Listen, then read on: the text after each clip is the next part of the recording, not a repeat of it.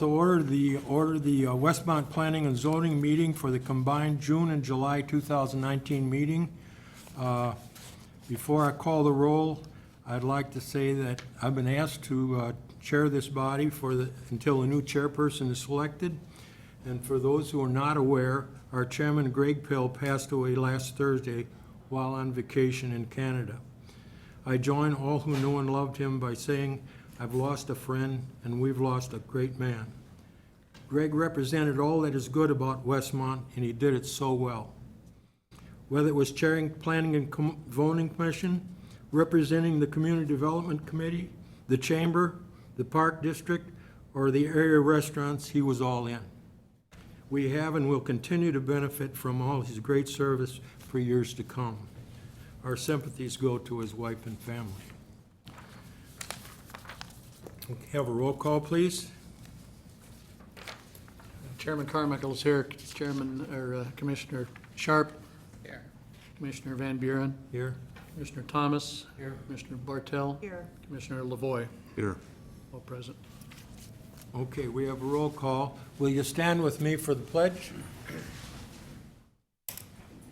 I pledge allegiance to the flag of the United States of America and to the republic for which it stands, one nation, under God, indivisible, with liberty and justice for all. And while you're standing, all those who will be testifying have to be sworn in. So raise your right hand. Do you swear that the testimony you will give will be truthful, so help you God? Yes. Be seated. Please silence all electronic devices. All who will testify must sign your name and address. If you haven't done so, there's one in the rear, and there's also one at the podium. If you haven't done so, you may do so before you speak, but your name and address. This is so a televised audience also can hear and see what you're saying and doing. You've all received a copy of the May 8, 2019 minutes, and I understand there's a little glitch in the minutes. Mr. Chair, I have a suggested revision. On the last page of the minutes, at the top of the page, the last sentence of that first part should be, Bartel stated she had no objections to the text amendment. It says two objections. So it's a typo, I'm sure, but I wanted to clarify. Any other additions or corrections? I'm going to call for a motion to approve the minutes. Second. Who was the first one? Okay, Craig Thomas, motion, and Carmichael, second.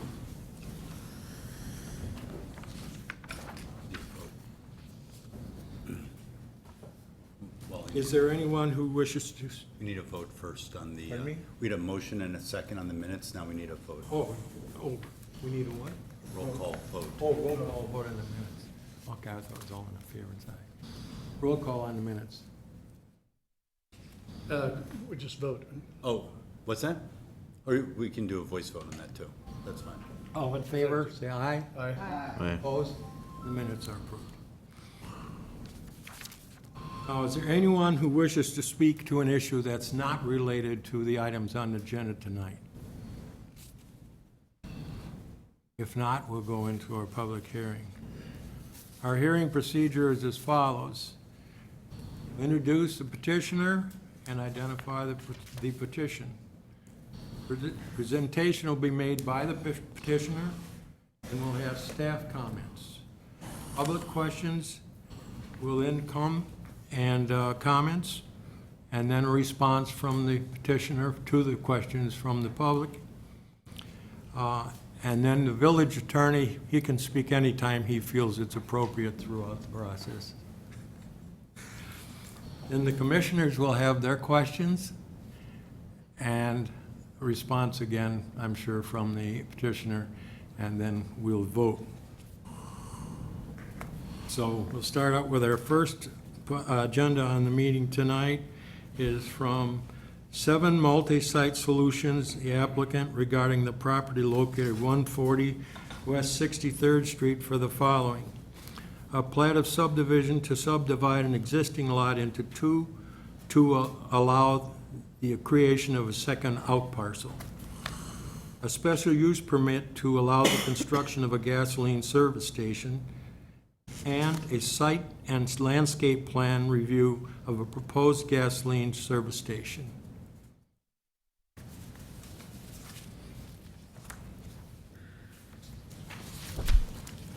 Good evening. My name is Tim Krutz at 3025 Highland Parkway in Downers Grove, Illinois. I'm with 7 Multi-Site Solutions representing Mariano's. For the sake of the TV, would you like this material board in a certain place where it can be seen, or should we just hold it? Do you have an easel? Prop it up. Okay. Thank you. Okay, so Kroger, Mariano's is actually a subsidiary of Kroger now, which, as most of you know, is a national grocery chain that operates 1,500 gas stations across the country in 37 different states. They've developed this program to be an extension of their grocery store to kind of keep in common practice with what other grocers are doing, the Meijers of the world and the Albertsons and the Giant Eagle, Sam's Club, Costco, things that you've seen out there in the retail space. And what they've attempted to do here is create a fuel station layout and design that will look like it's an integral part of the store and mirror the image of the store. So I'll just briefly go through the plans and explain the design intent of what we're looking at, and then open it up to questions.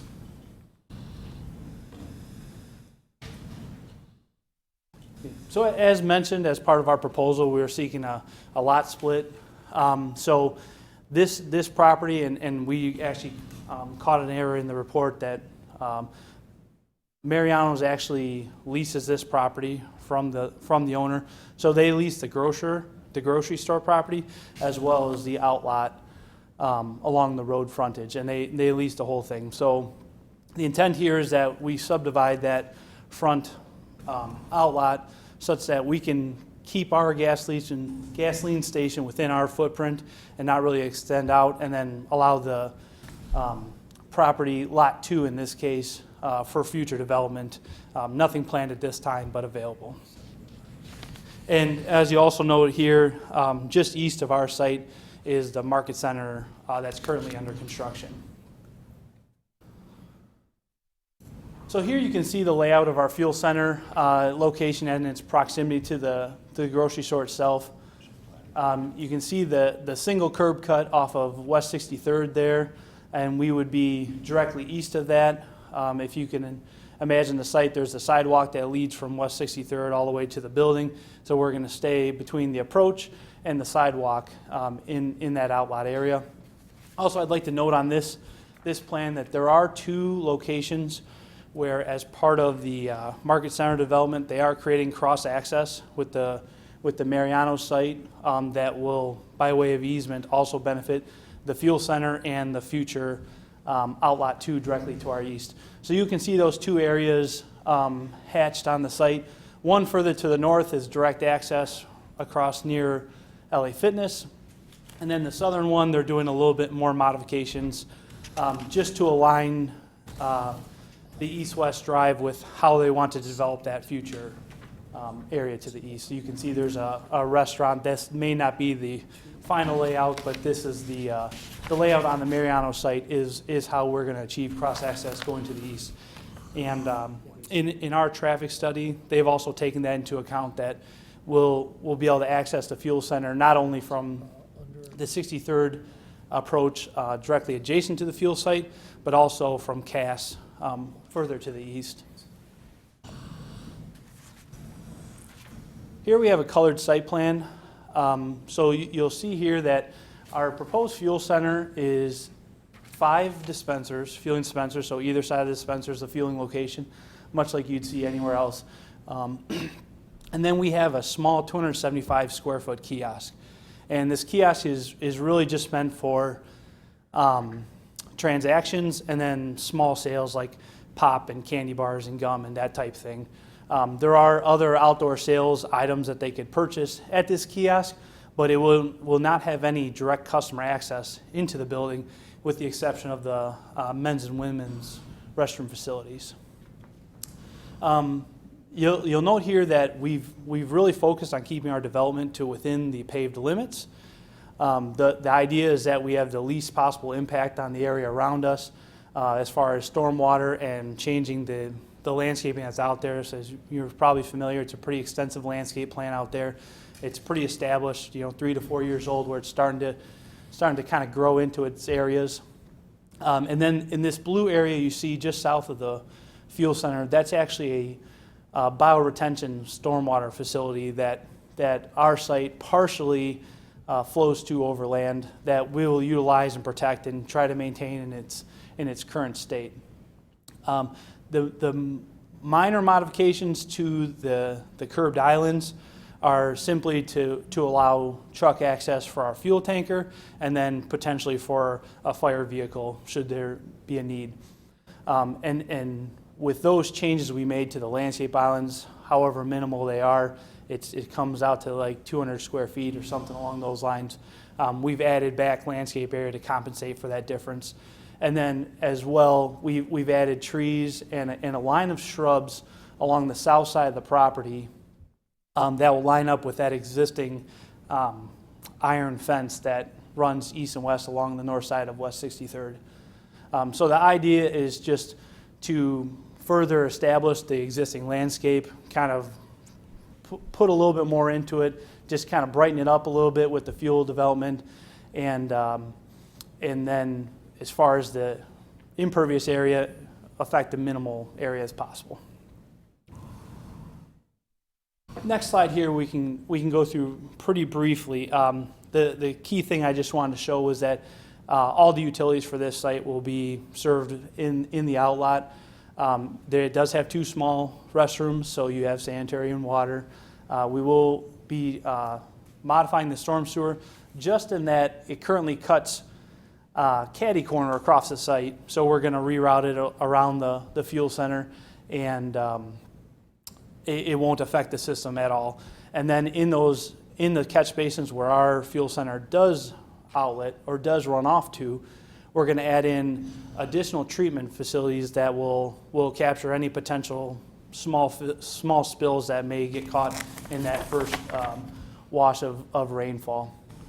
So again, the intent is that when our site outlets to the north to the existing detention facility that's underground in the Mariano Shopping Center, it will be the same stormwater that runs there now, so we won't have any adverse effect on that. We'll go to the next slide here. This is just a small footprint of the building, just to kind of show the layout here. It's again very simple, so there's no customer access. You see the front area is just a transaction window where there will be a drawer where you can make payments via cash at the pumps or make your small purchases. And then there's also a desk for shift changes, or if there's someone out there doing paperwork or doing inventories on the fuel. And then 2 restrooms, male and female.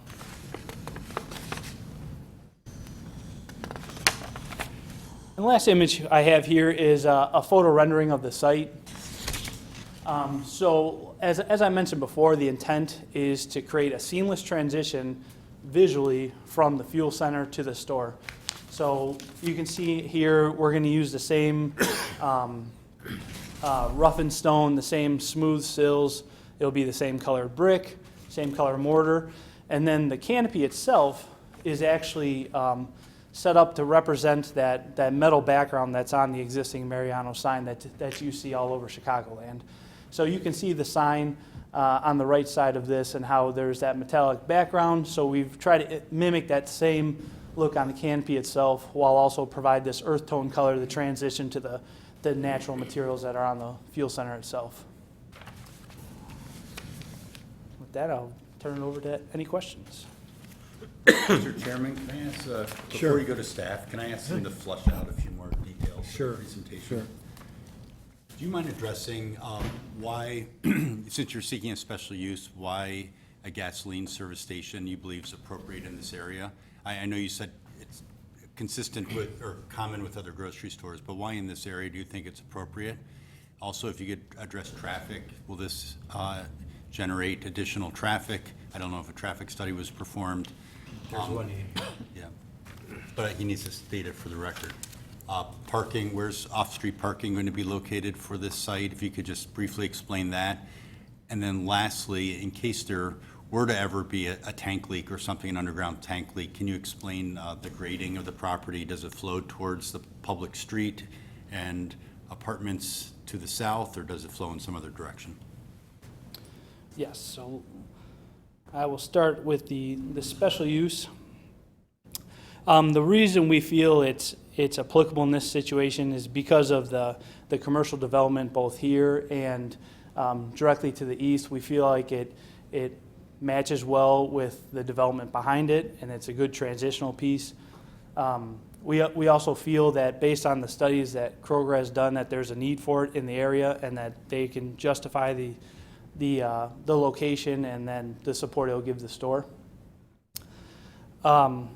Second question about the traffic. This is probably good. So we have prepared a traffic study that was submitted with the packet. The traffic engineer determined that there would be no adverse effects by the addition of this fuel center. They were very conservative in their report. What Mariano's actually finds is that a lot of their customers come from internal to the site already, where you go and shop, you use your rewards card, and then you can garner discounts that can be used at the dispensers themselves. So their studies have shown that approximately 60% of customers that visit their site are actually already within the development at the grocery store first. So that's more of an aside. The traffic engineer ignored those facts, treated it like a regular fuel center, and did not find any adverse effects.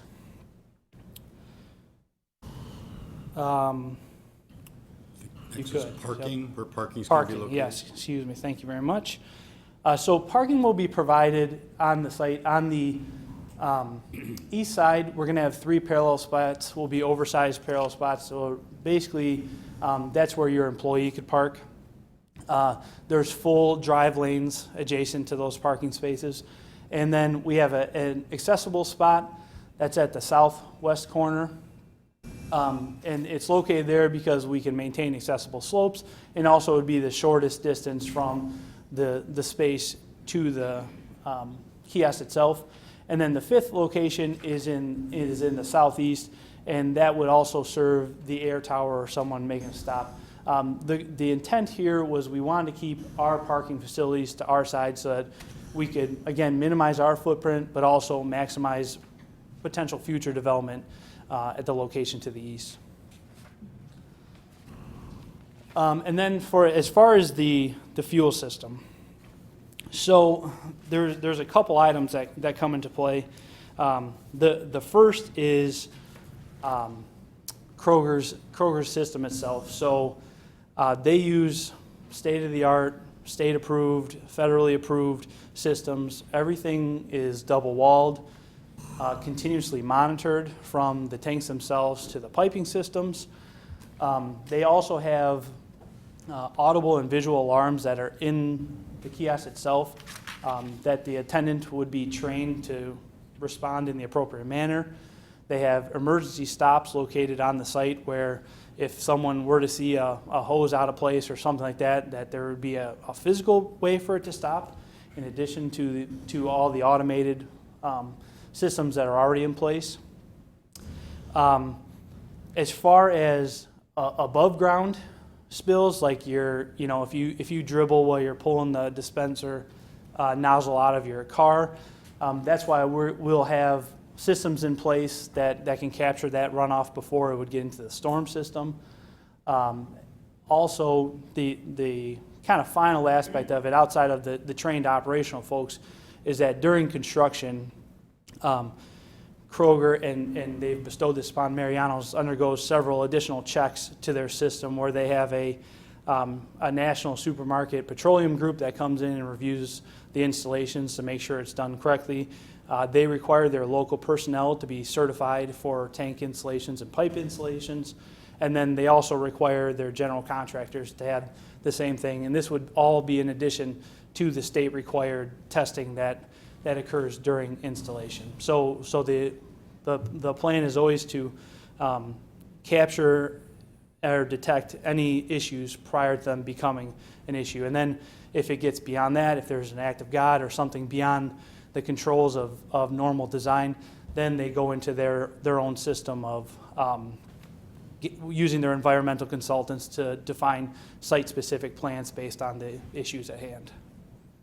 Do you happen to know the topography, what direction the property slopes, where the outlet is located, or not? So the property itself will all be contained, so the kiosk will be a high point, and then it'll slope away. Relative to the condos to the south, I do not have that information. And I'll ask two more questions, just because I know someone will probably ask them. What are the hours of operation, and is there a lighting plan yet? Yes, so hours of operation will match the store, so 6 a.m. to 10 p.m. And then as far as the lighting plan, we are going to use, actually, would you mind handing me a packet there, please? We can use this, correct? Yes. As part of our packet submittal, we did a proposed and existing lighting plan. So when the fuel center is installed, we'll remove one parking lot light, and it will actually reduce the overall lighting of that area as far as the foot candles go. Let's see how well you can see that. Maybe not so much.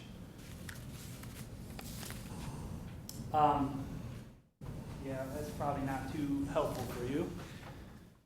But in your packets, you can see the lighting plan. So we provide the existing to show what it is, and then the proposed showing that we actually will be lessening those light levels.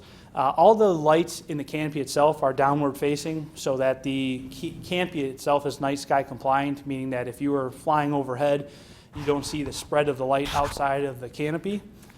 They focus the fixtures that way to, again, prevent spread of light that would increase your foot candles.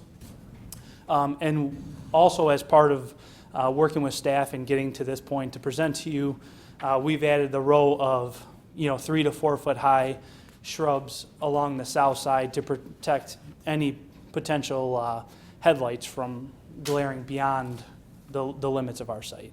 Is there a ring of lights around the canopy? Sometimes you see a band that's illuminated on a canopy? Correct. No, so we do not have that. We just have spotlights that will be under the canopy, and they're fully dimmable and then locked. So we'll work with staff in the final approval process, make sure the lighting levels is to everyone's satisfaction, and then they'll actually set the lights. They'll order them at that percentage dimmed, set them, and then they'll prevent them from changing in the future. And last question, thanks for your patience, Mr. Chairman. Is your traffic consultant here tonight? He is not. So you've got a traffic report without a traffic consultant to testify to it. So you can give that limited weight. That person's not here available for cross-examination. So just like if a member of the public submitted an email but wasn't here to testify, again, that member of the public's not available for cross-examination. So I just caution you on the weight to give a non-sworn traffic report. Staff? Just a quick comment on the traffic study report, so everyone's aware. We did ask the applicants to provide a traffic report. We had our third-party consultant engineer review it and just verify that it was accurately created and that it was reasonably prepared, so. Staff have any other comments on the petition? I'll just jump in with two.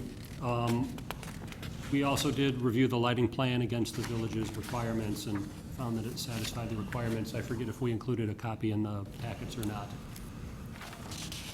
I would encourage the commission to just verify with the applicant that the hours of operation will indeed be, I think you said 6 to 10? They will match the store. I just want everyone to be aware, the fire chief has made it very clear that he would not support a 24-hour operation of the gas station if it were unattended. He did say if there were an on-site attendant at all times, he would be okay with 24-hour operation. But if there's no attendant, he strongly feels that it should not be operated anytime there's not an attendant present. But it sounds like it would not be 24 hours. Yes, it will not be 24 hours. So whereas they do operate them as 24-hour facility, just working with staff and with the fire department, we chose to just stick with the store hours and the manned operation. Okay, is there, yes, did you have anything? Well, I just wanted to talk a little bit about the zoning. The zoning in the area is mostly C1 commercial. The question before us right now is whether a special use should be granted based on the adequacy of this particular use in this area.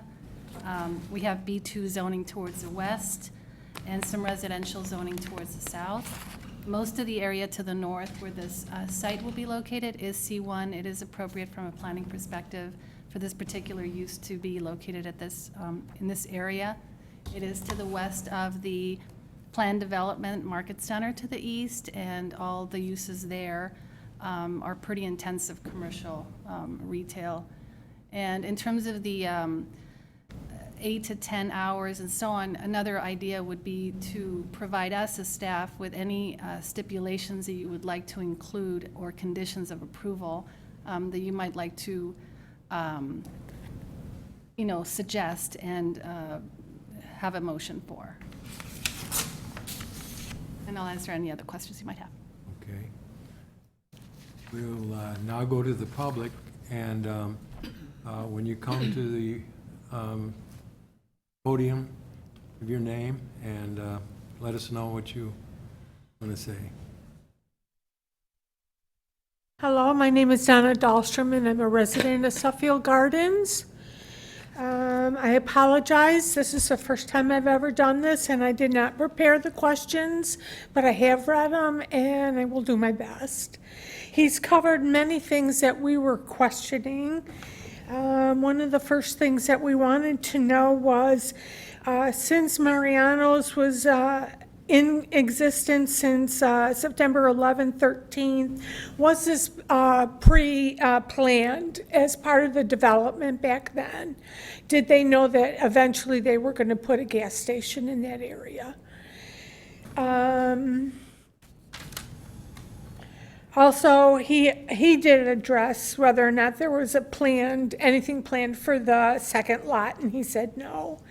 We're very concerned about the environmental issues, the leaking of tanks, the seepage of tanks, the runoff of spillage, the general parking lot runoff. How will this affect Suffield Gardens?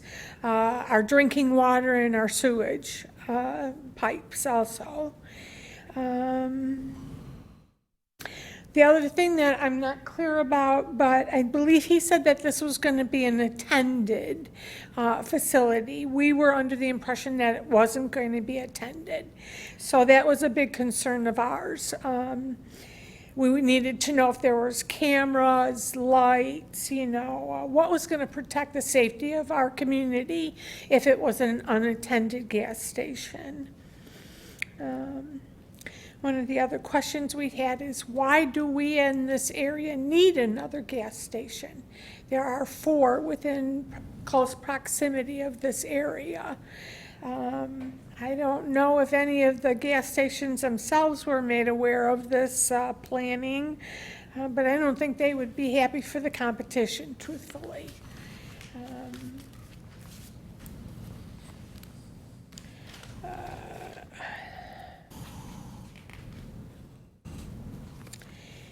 One of the concerns that we had was the exposure to hazardous, in the environment just being hazardous against us, because we just recently, not too long ago, had an explosion at one of the gas stations that's located not very far from us. And we wanted to know what they were doing to prepare themselves from not having that happen with them.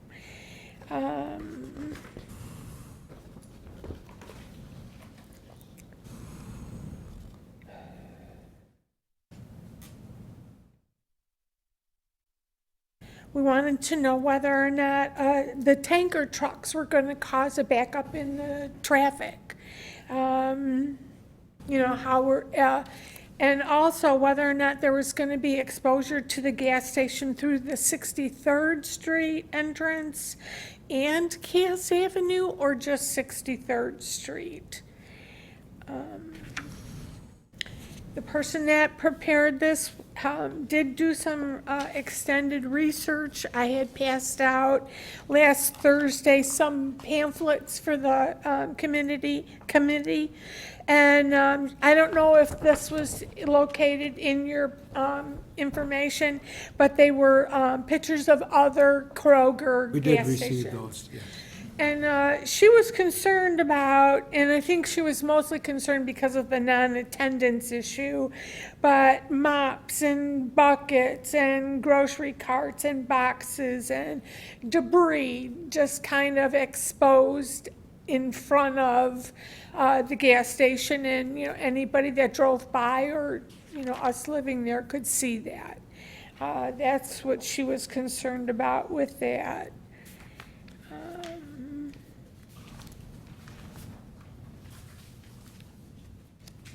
I think that's about it as far as what I could decipher from. She went into great detail. I give her a lot of credit. I wouldn't have been able to pull a lot of this information off the internet. Well, you did a good job. Thank you. We'll let the petitioner respond to those questions that you had. Would you like to wait to respond until everybody has spoken, or is there anybody else that's going to speak tonight?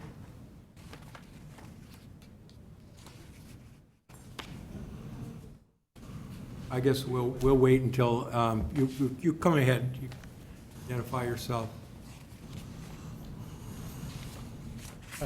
My name is John Wache, and I have a unit in the Suffield Gardens condo, Unit 109, and my son is living in that unit. So I want to talk against this proposal because it is going to affect several hundred people's lives directly, so several hundred people's lives. So because they may have to find other housing, so if this project happens. So I have a suggestion that why can't you make this development at that 61st and Cass Avenue, that's a strip mall completely vacant, and why can't you have this development coming there? So that's where that Joki's Chinese restaurant, there is what I see is that it's no businesses going on there. So if you make this development there, it won't affect the people's lives. They don't have to move or something. So that is my point to make. Thank you. Okay, that's all. Okay, thank you. Thank you. Is there anybody else who's going to speak?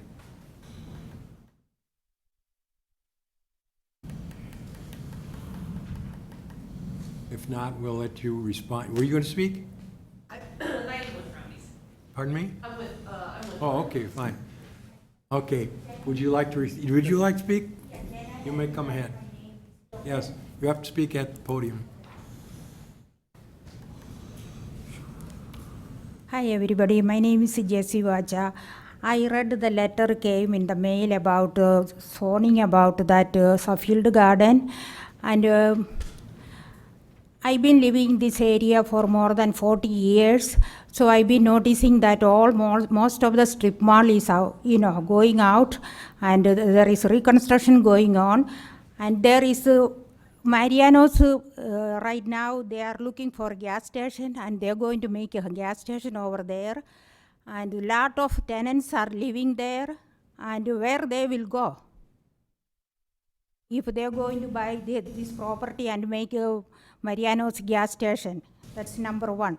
Number two, there are 4 gas stations around there. And number 3, there is that parking lot, where is that, Westview Plaza, something like that, near that Walgreens. Lot of construction going on. That is the same side of Mariano's. If they want a gas station, why can't they, look at that area? So it will be on the same side. So these poor tenants, they don't have to, they are living you know, in a place there, and now all of a sudden, and now they are coming, where they will find so many tenants are there, where they will go. And gas station, there is a leakage in Speedway gas station I think it was last year. And this is all affecting the community environment. And it is affecting the water line and everything, the health problems. So many people will have a breathing problem, difficulties, everything. So my suggestion is just to think it over, look for the community safety. Thank you. Thank you. Is there anyone else who wishes to speak? If not, we'll let the petitioner respond to the concerns of the public. Hello, my name is Breanna Cotton. I'm the Assistant Real Estate Manager for Roundy Supermarkets, and we operate the Mariano's chain here in Chicagoland. I wanted to, and my address is 875 East Wisconsin Avenue, Milwaukee. So I wanted to just try to answer a couple of the questions, and Tim and I are going to tag team some of them. So the first one about the pre-planning. So this Mariano's store was built back in 2013-ish. Back when that was built, we were not owned by Kroger. So Kroger has been doing Kroger fuel stations for over 10 years. We have 1,500 fuel stations across the country. However, when the Mariano's was built and it was just owned by Roundy's, there was no plans at that point to do a fuel center. However, there was some sort of plans for potential future development because that property is a specific outlot. And so now that we are with Kroger and our goal is to put fuel stations at our existing stores to benefit our customers, this was a perfect location as it was already subdivided. Additionally, the fuel station operates as basically another department of the grocery store. So it's managed by the store manager, and then store associates are actually the people that are working in the fuel center. So because of that, the location of the fuel center is required to be close to the store. So the best location for a fuel center really is right where it's shown on this site plan. As far as, why, I kind of answered why here. Additionally, like Tim said, we do our internal studies and we determined that there was a need here. What the Kroger fuel centers and what the Mariano's fuel centers offer that is kind of unique is the fact that there's a fuel program that you earn cents off at the fuel center when you shop in the store. So really, it's a benefit to our customers. Everybody who's shopping at Mariano's will be earning points off, and they can be used right at the fuel center. As far as cameras, I will say that there are cameras, so that is not a problem. And then I would like to bring up Tim to answer some of the other design questions, but I'll be here to answer anything else too. Thank you. Okay. So the first item here that come up from two people here was about the concerns for the environment. So we kind of went through some of the specifics, but generally the way we look at it is we're going to address it in our practice of construction. We're going to address it in the type of materials we are and maintaining the standards set by the state and the local jurisdiction and the fire department and the federal government. And then also the people that are operating these gas stations, they're Mariano's employees, but they are specifically trained for the operation. So they're trained what to do in the case of a spill, or what to do in the case of an alarm, or who to contact, and they're trained for this specific reason. So they kind of take a three-step approach to trying to mitigate the potential for these environmental issues. And then as far as the other incident that happened in the community, we are aware of it. You know, it's something that's obviously an awful thing, and you know, we're going to do everything we can to not have any of those issues, and it's just as much in Mariano's best interest to protect the people around them and their community and the people that use their facilities. And that's probably the extent that we can kind of comment on that. The comment about will the site be attended, so we address this again, but the attendant will be there during all operational hours. The sites also have security cameras that will feed into the store's system, so it's all part of the same security system as the grocery store operates. And the lighting will have during non-hours, you know, we can kind of set up with however it works for the community, but ideally they'd like to have like an emergency light on, something just to keep that area lit like a parking lot. The same times as a parking lot light would be on just for security reasons. To the comment about the tanker and the backup, I'm not sure if I can get this back on. Do I have that ability? Yeah, the person running the booth, there you go. Oh, okay, thank you. So the fuel tanker will actually use the same path of travel that the trucks do to deliver to the store. So the typical truck to the store could be as large as a 67-foot truck, and they're going to come in off West 63rd, go behind the building. You can actually kind of see on the north end of this plan how there's a turnaround area where they can back in, then pull out and exit back on 63rd. The fuel tanker will use the same ingress and egress off 63rd. However, they're significantly smaller than the average delivery truck that would go to Mariano's. So we don't feel there would be any adverse effect on that existing approach. And there was no concerns raised by our traffic consultant on the same issue. The question also was asked about access to 63rd and Cass. Just to reiterate the point from earlier. So our main approach will be off 63rd, utilizing the Mariano's location, where then we have all access to the fuel center itself is internally from the north. They will also have cross-access easements to the east side of our property, as well as in the east development of Market Center that they've worked together with the developer to ensure that we can have our customers get out in ingress or egress to Cass Avenue.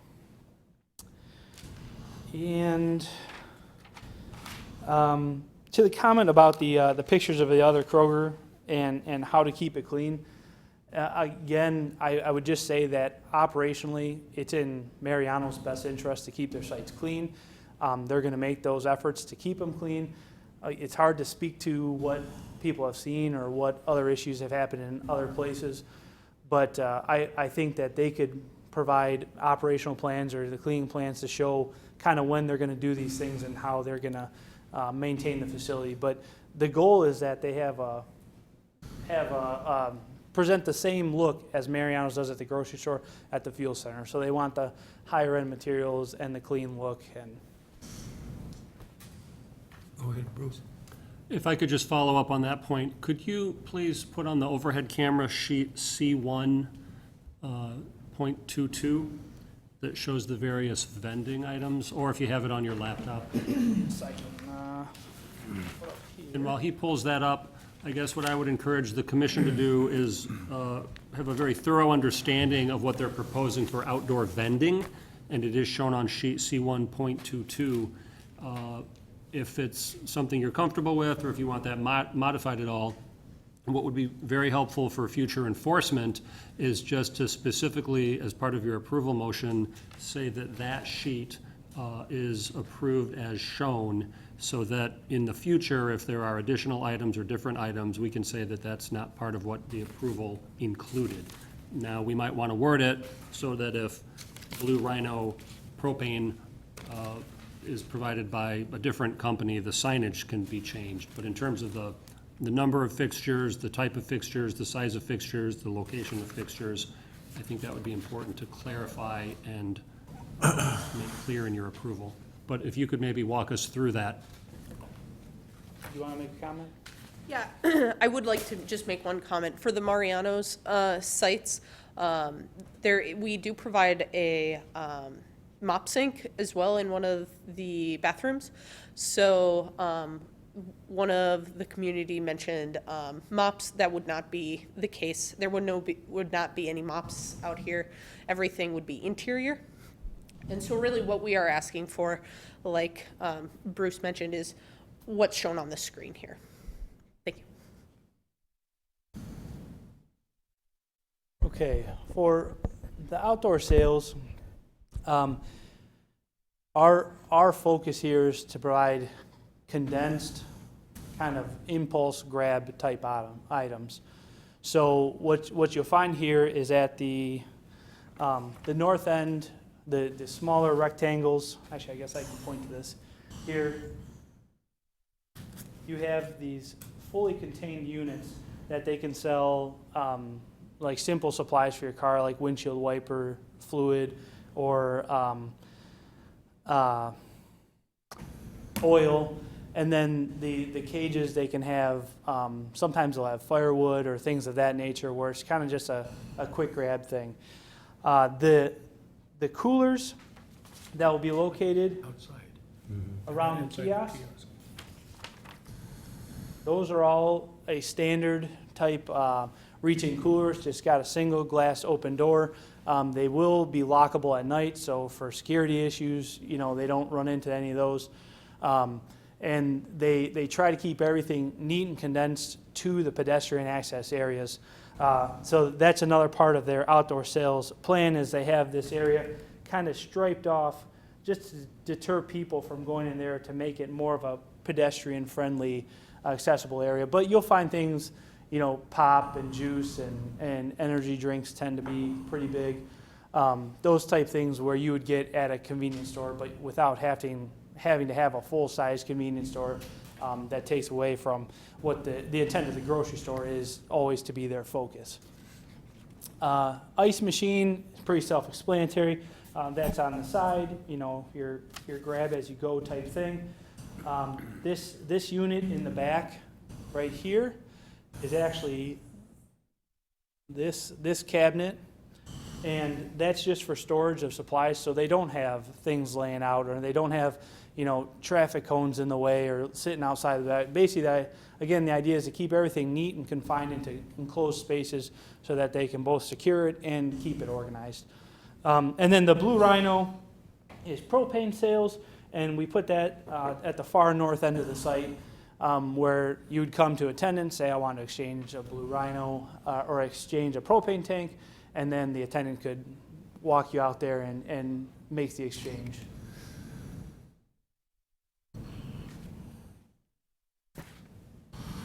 Okay, Questions? we'll go to the commissioners now. Would you like to start, Mr. Lavoy? I could, and thank you, Mr. Chair, for tonight. Thank you for the presentation. I have a whole litany of questions like I usually do, so I hope you can answer. First, for some clarity purposes, some of the comments that came from the audience was based on this memo that we received. Is that correct? Is that what she was referring to when she was? Yes. Okay. I wanted to make sure that there wasn't any other comments that we missed in the presentation. Does your application include signage? I noticed on your rendering and on your presentation material, you have a monument sign. And also, would you please address the signage on the canopy? Yeah, so officially our application does not include the signage. And how are we to know that? Are you required to post, how much the fuel is going to cost? Yeah, so the signage that we're showing on the rendering is what we'll provide and what complies with the code. So it will be handled under a sign permit. Can you go Separate back to sign that permit. slide? Can you go back to that information?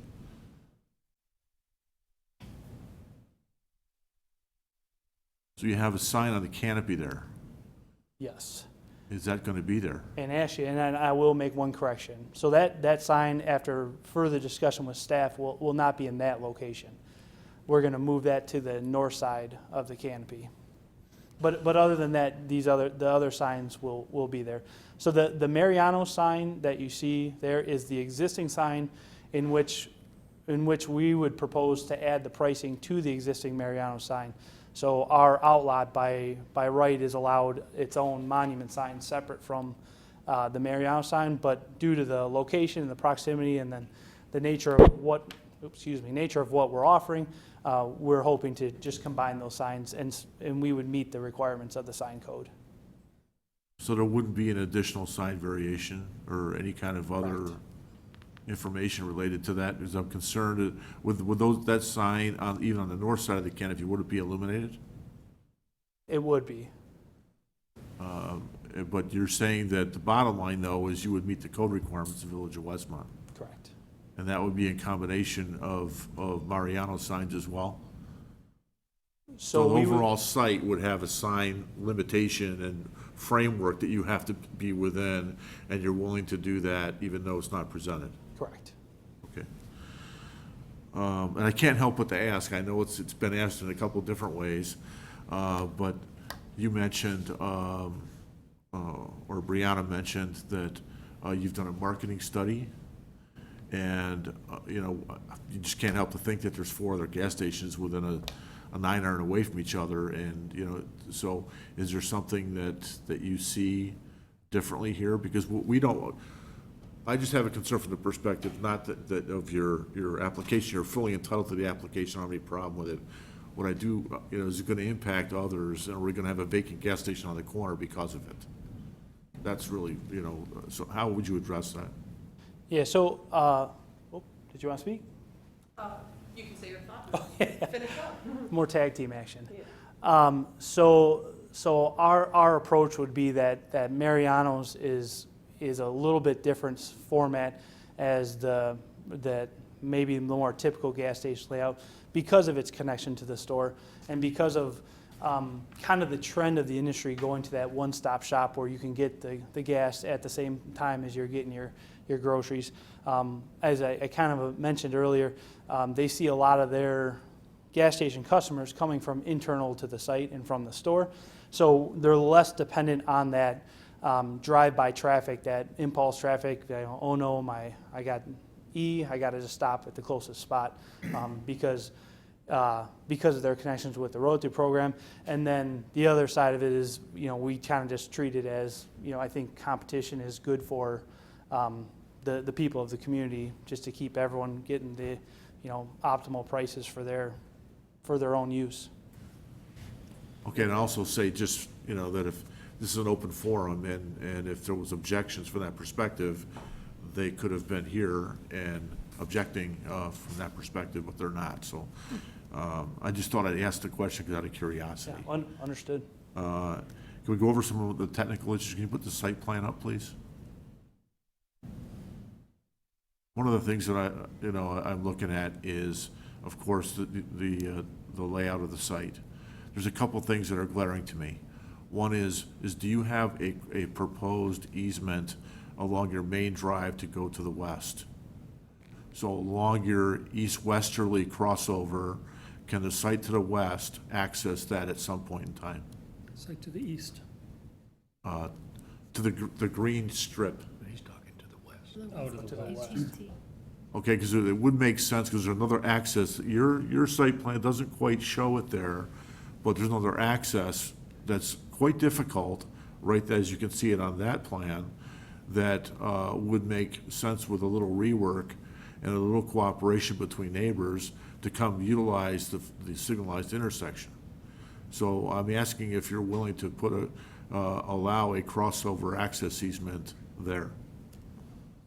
This one I will defer. We have not been asked by the neighboring property for any changes to the cross-access. I understand, but what I'm saying is, let's say that that site gets redeveloped. Sure. And that's a signalized intersection, and we kind of want to minimize the access points on 63rd Street. Does it make sense, from a planning perspective, it would make sense to have a crossover so that particular site could access the traffic signal. Yeah, so part of the process would be Roundy's doesn't own the property, so any granting of easements would actually have to go through the property owner for that. Okay? So, Is this something that staff can work with? I think that's a good move. We could, I'm keeping track of possible stipulations, if you would like to make a motion to ask us to, direct us to follow up with that. And that would take two to tango, so. I guess, right? And I know there was talk about the cross-access agreement when you're talking about the Bradford Kensington development to the east, and there is a cross-access easement currently, Yes. and you're talking about either relocating that or having an additional one, just so I'm The clear? additional one, not to change Additional one. that. But what I'm saying to you is the access onto 63rd Street with that signal now makes it extremely difficult for anybody coming out of that access point or in that access point because of that configuration. And if they're able to utilize the signalized intersection, it would be a lot safer. sure.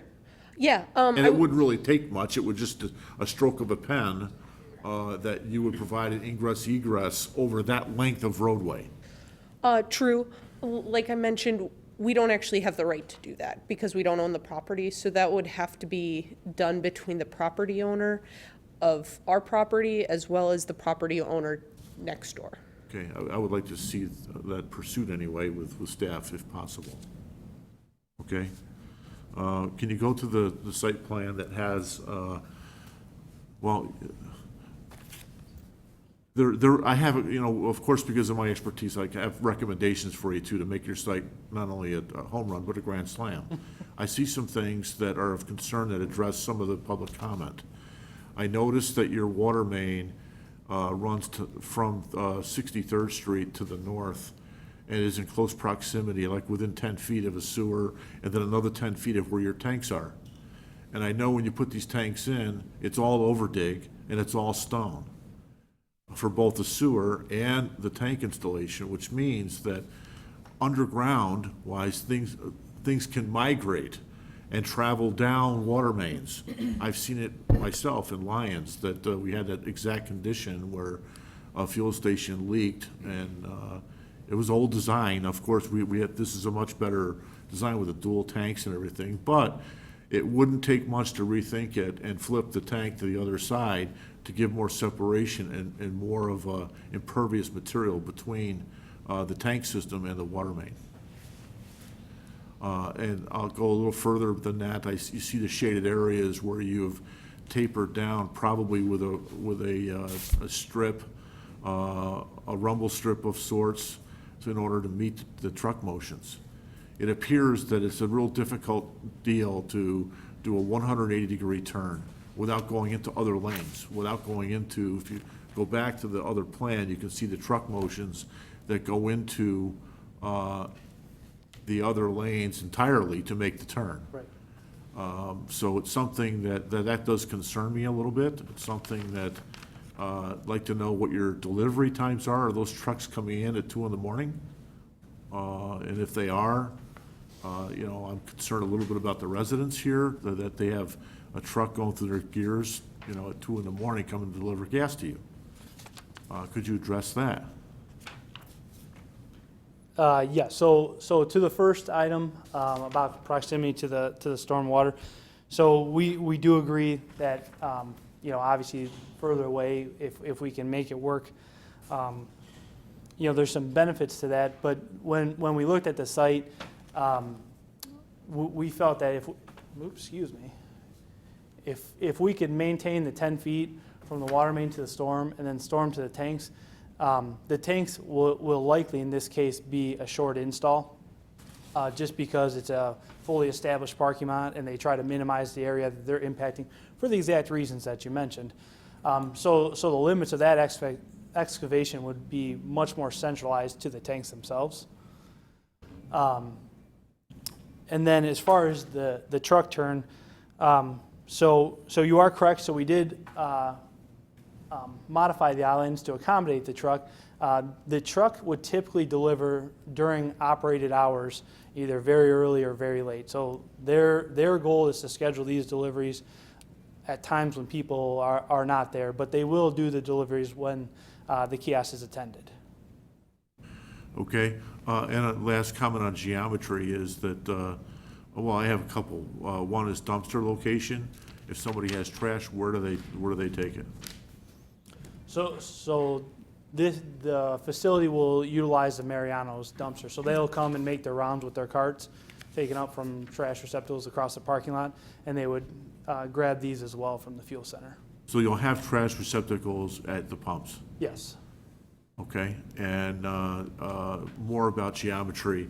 Those two islands that are north, why is there a third entry point when it really doesn't need to be there? Why can't we increase green space there, widen the two access points so we don't have rumble strips, and increase the green space and eliminate the entry in the middle?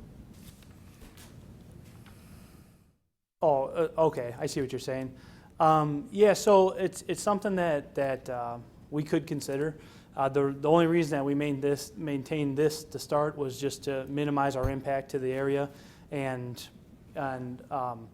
it just provides another access point for those % of customers that are coming from the store itself, because they would then still line up with the drive aisles that go to lead, or in this case lead from the Mariano's grocery store.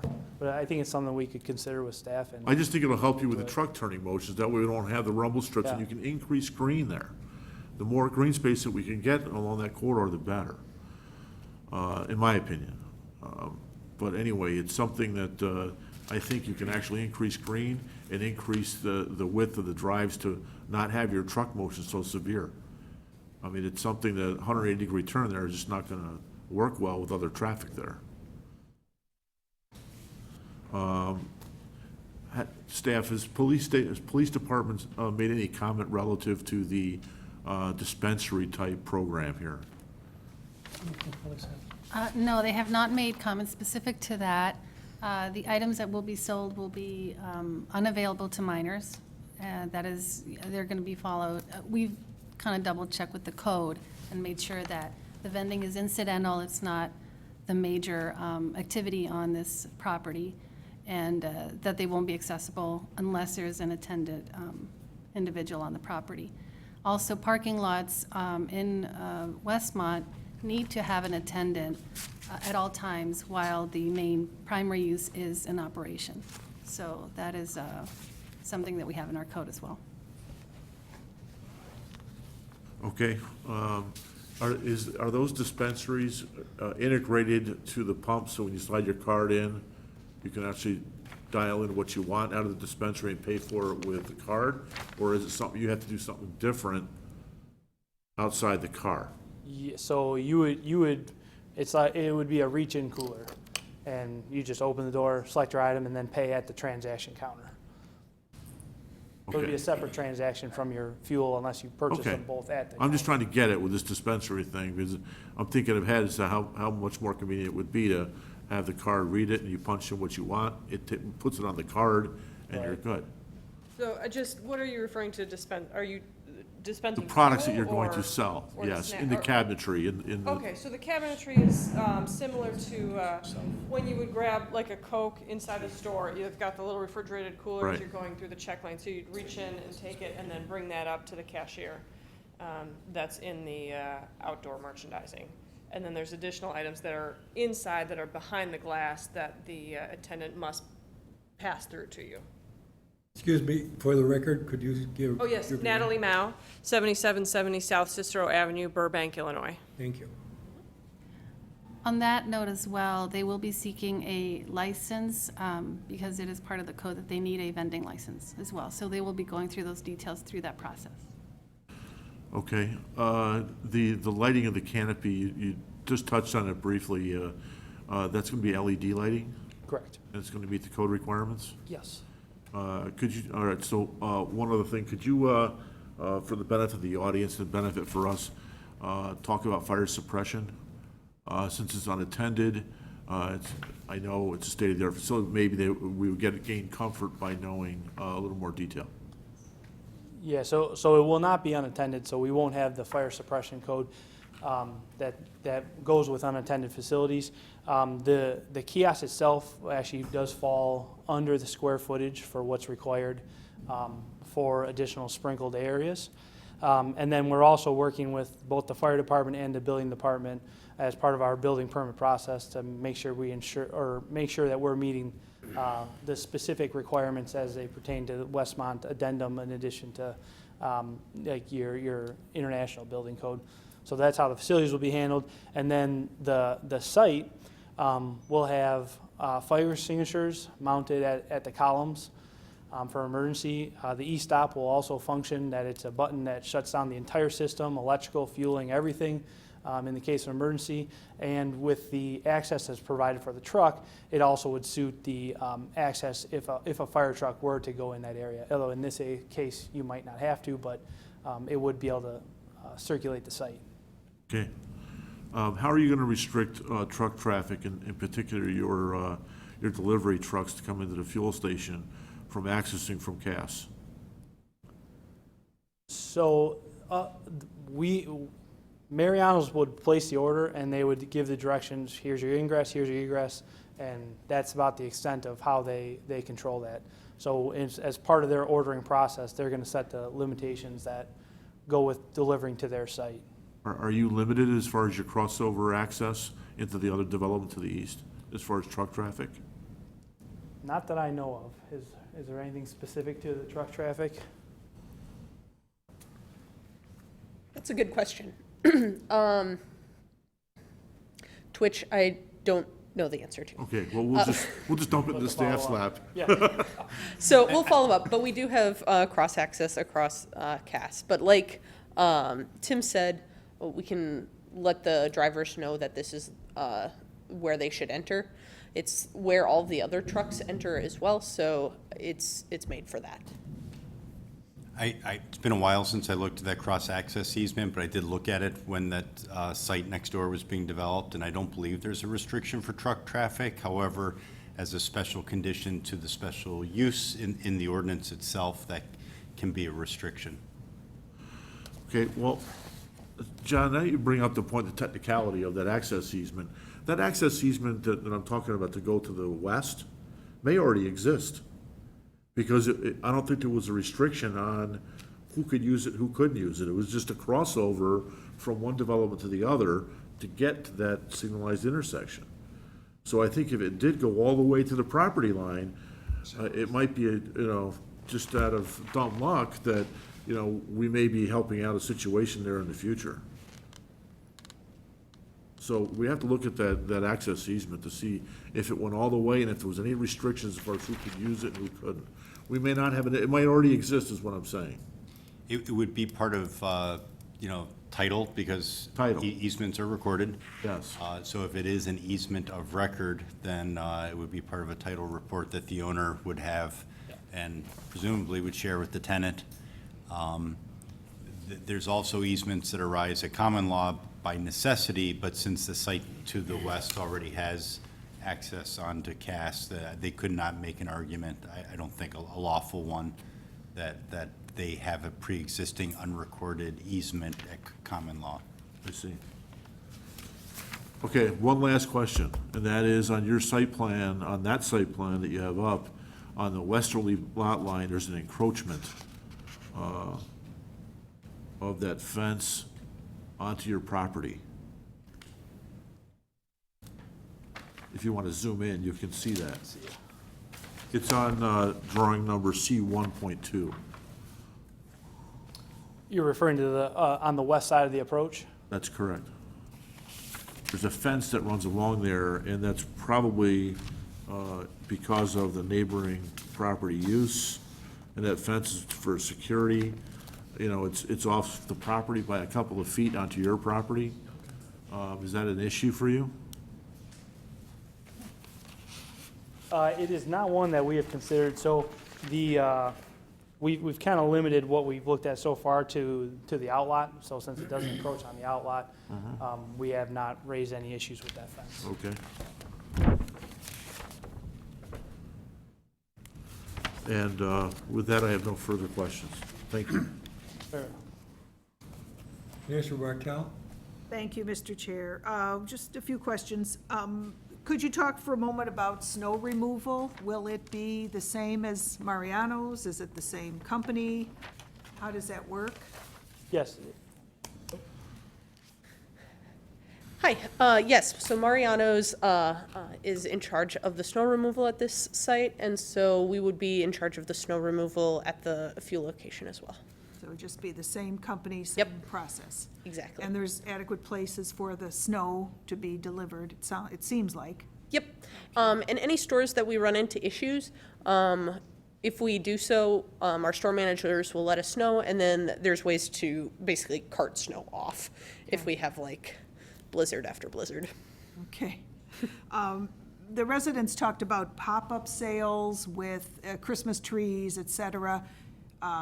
We're not going to do that, correct? So our plan is to limit the outside merchandising for the fuel center to what is shown on the site plan, and that would be what's approved. Okay. Matter of fact, outdoor sales lots like that require a separate special use. So if they wanted to have a seasonal garden center pop up or something, Okay. That's a special use. So think about up Ogden Avenue Suburbanite Bowl, and I think also at the Jewel Osco have some of those, but those are pursuant to separately granted special use approvals. Okay, thanks. Maintaining the landscape, I know there's probably a connection with Mariano's, again, like the snow removal, it's the same group? Correct, yes. And when I looked, it was really well-maintained. I thought it was really, really very nice. So that will continue with this if it's approved. This whole process of skimming with cards at the pumps, how would you attempt to mitigate that? Through cameras or, I don't know how often it happens. I'm not sure the police could address that certainly better than I could, but is there any way to prevent it, I guess? So in the past couple of years, we've added additional locking mechanisms to the dispensers that very, very few people have an access key to, and there's also an additional mechanism that notifies both the store as well as our outside monitoring company. We have an internal KCAC, it's called, that gets notified of any breach of the door, any funny business, any electrical issues, that cause any fluctuations in the system, automatically notify KCAC. And she also said that, we can access cameras from within the store, but because of the way we're tied in with KCAC, someone remotely can dial in and view. So our corporate office could even zoom in on a camera and look up that site. And the technology has gotten advanced in the last couple of years with the mechanisms on the dispensers. And the site we actually just opened now is the first site that has the additional security with the chip card, where they're going to now, I think it's going to take a couple of years, we're going to need a PIN number for a credit card, and that's an additional measure of security. So I don't know how, what else I can talk about there, but yeah, we take it very seriously, so. Okay, all right, thank you. Yep. That's all I had. Thank you, Mr. Chair. Commissioner Sharp? Hi. I want to start with understanding the vending program a little bit more, as well as inside the kiosk. We haven't touched a lot about what's inside this little building.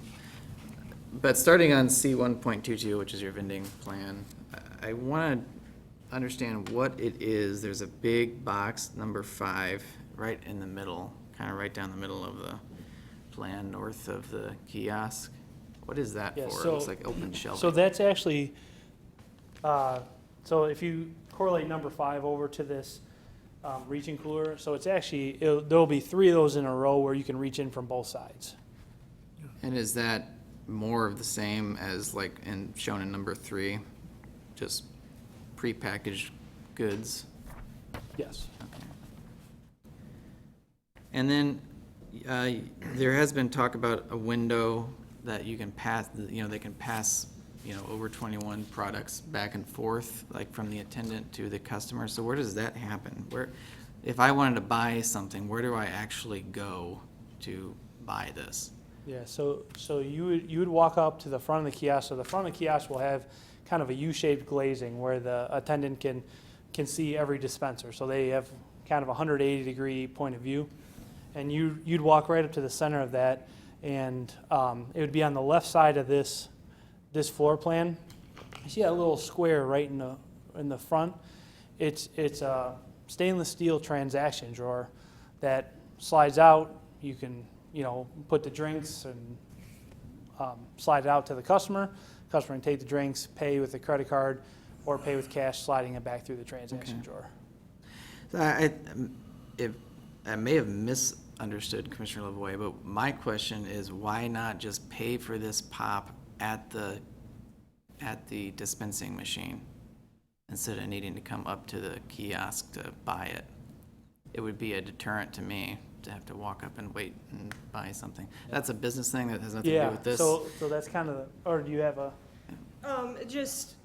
Again, that's a little bit of a merchandising question, but I know from a technology standpoint, the credit card machines and the fuel dispensers, are integrated, high security.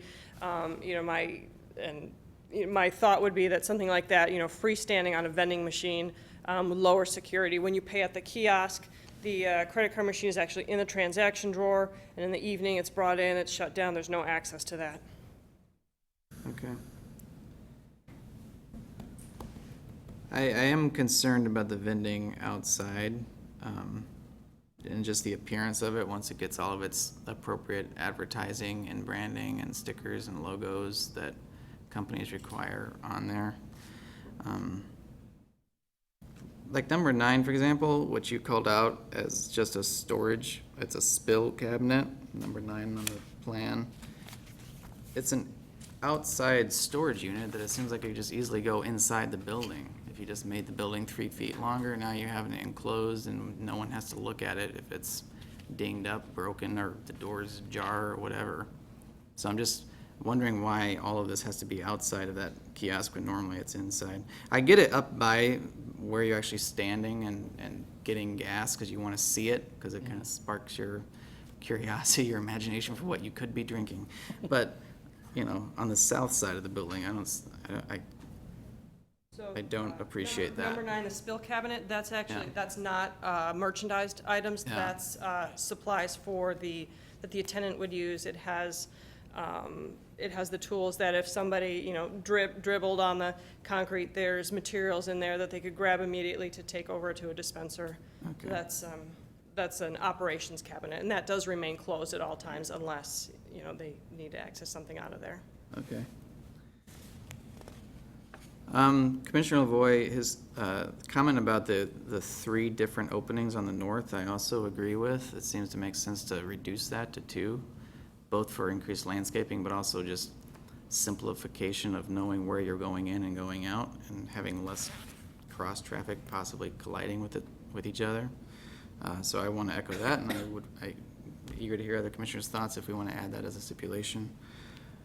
And then finally, there has been a lot of acknowledgement that there's 4 other gas stations in this immediate area. 3 of them are on the intersection. There's Speedway, BP, and Shell. There's a lot of other auto-related uses on that intersection, and as you probably know from our comprehensive plan, and as working with staff putting this together, and the reason you're here is that this area is trying to move away from the service type uses more towards retail and commercial uses. So I am very concerned about adding another gas station at this corner, and I don't think that I can support this project just because it's a gas station. I understand it's a different gas station than your typical destination gas station where you're just going there to get gas, but I just feel strongly that we have enough on the intersection, and I don't think, from a planning perspective, that it makes sense to add more auto-related density in this corner right now, moving forward. I would love to see, you know, it looks like your other outlot, you're probably planning to put like a drive-through restaurant. It's kind of what it's sized for. I would love to see maybe a larger restaurant and a single outlot down there than a gas station and some tiny other restaurant. So that's my 2 cents on that, but I have no other questions, so. Thank you. Commissioner Thomas?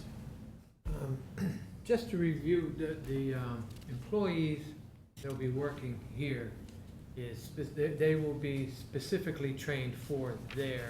It's not Monday you're in a gas station, Tuesday you're in bakery, Wednesday you're returning carts. That's not Correct. the idea. They're specific They'll for have a that. set of specifically trained fuel attendants. Okay. Do you think would be recommended for a motion for hours of operation so that we would make sure that there would be manned at all times of the site being open? Would that be needed, or? I had that written down as 2 items, that the kiosk, as basically special conditions that you can make by separate motion, that the kiosk must be manned at all times, that the gas station's open, and the gas station's limited in hours from 6 a.m. to 10 p.m. If they ever sought to amend those hours, they'd have to come in for an amendment to the special use, have another public hearing, and I think the justification for the hours limitations are that you've got residences across the street, which isn't the case in every portion of every commercial district. Okay. I think that's. Oh, And one other comment, And the other thing that I have is, as far as the other gas stations in the area, I'm assuming that your view is this gas station is not for, I believe you mentioned, the drive-by customer. It's to take care of your own customers as far as, and that would include the points program that you have. It's just taking care of your people. That's correct. 60% is 60% of your own program says 60% of your customers are coming from your own store. So, unlike Costco, where you're required to be a member, you don't need any special card, but as a Mariano's customer with your loyalty card, you get 3 cents off per gallon. And then for every $100 you spend, you get an additional 10 cents off per gallon. You can actually stack those up to, there is a limit, I don't know, I think it's $1 off per gallon.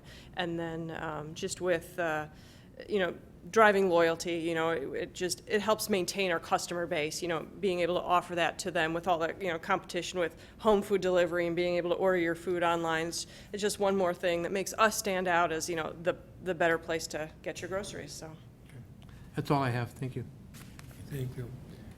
Commissioner Carmichael? Good evening. Yeah, I have a few questions and comments. First, I've gone through this petition from the neighbors on Suffield in detail, and I think they had a lot of good points. And I get all the points I had and questions I think have been addressed already. The one point about the concern about another, use the word explosion, like we had on the situation on South Cass last year. To be fair, I don't think that this situation would be comparable to that. I think that there were other concerns, there were other issues there, but aging tanks and so forth that would not apply at all in this situation. I have a few questions. One, these restrooms, would they be locked during the hours of operation? Yes, they are, and you can get a key from the attendant. Okay. And the types of things that would be for sale from within the kiosk, could you address that more specifically? I know it's for a sec. So inside the kiosk, they have the candy bars, the little, like the 5-hour energy shots, and then I believe we're doing tobacco at this one? Yes, so Okay, tobacco, so cigarettes would be part of the sale inside the kiosk, yes. inside. Any vape products? There are some electronic cigarettes as part of the tobacco. Does that, the cigarettes, does that require a special vending permit or anything that, Tobacco license. tobacco license? And, okay, understood. And cash register in there? Yeah, cash goes through the transaction drawer. What type of communication does the kiosk have, or alarms, if there's an emergency or something for the attendant to contact the main store or security? What?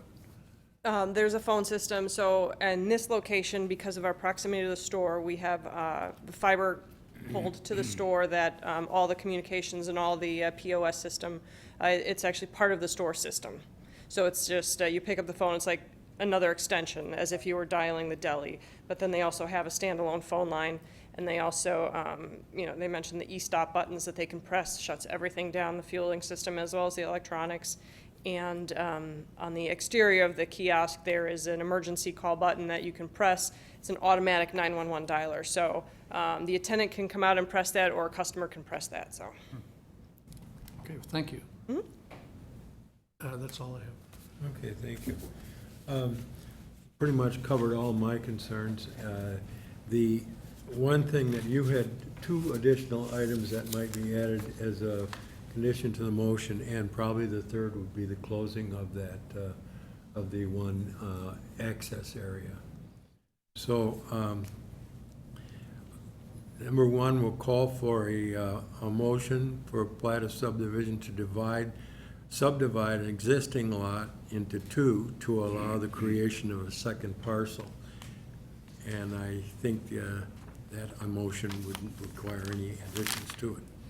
We have a motion on that. I'll make that motion, Mr. Chair. Okay, I'll motion second by Commissioner Lavoy and seconded by Commissioner Bartel. Any questions on the motion? We have a roll call, please. Yes. Commissioner Sharp, No. Commissioner Van Buren, Yes? Commissioner Thomas, Yes. Commissioner Bartel, Yes. Commissioner Lavoy, Yes. and Commissioner Carmichael votes yes. Thank you.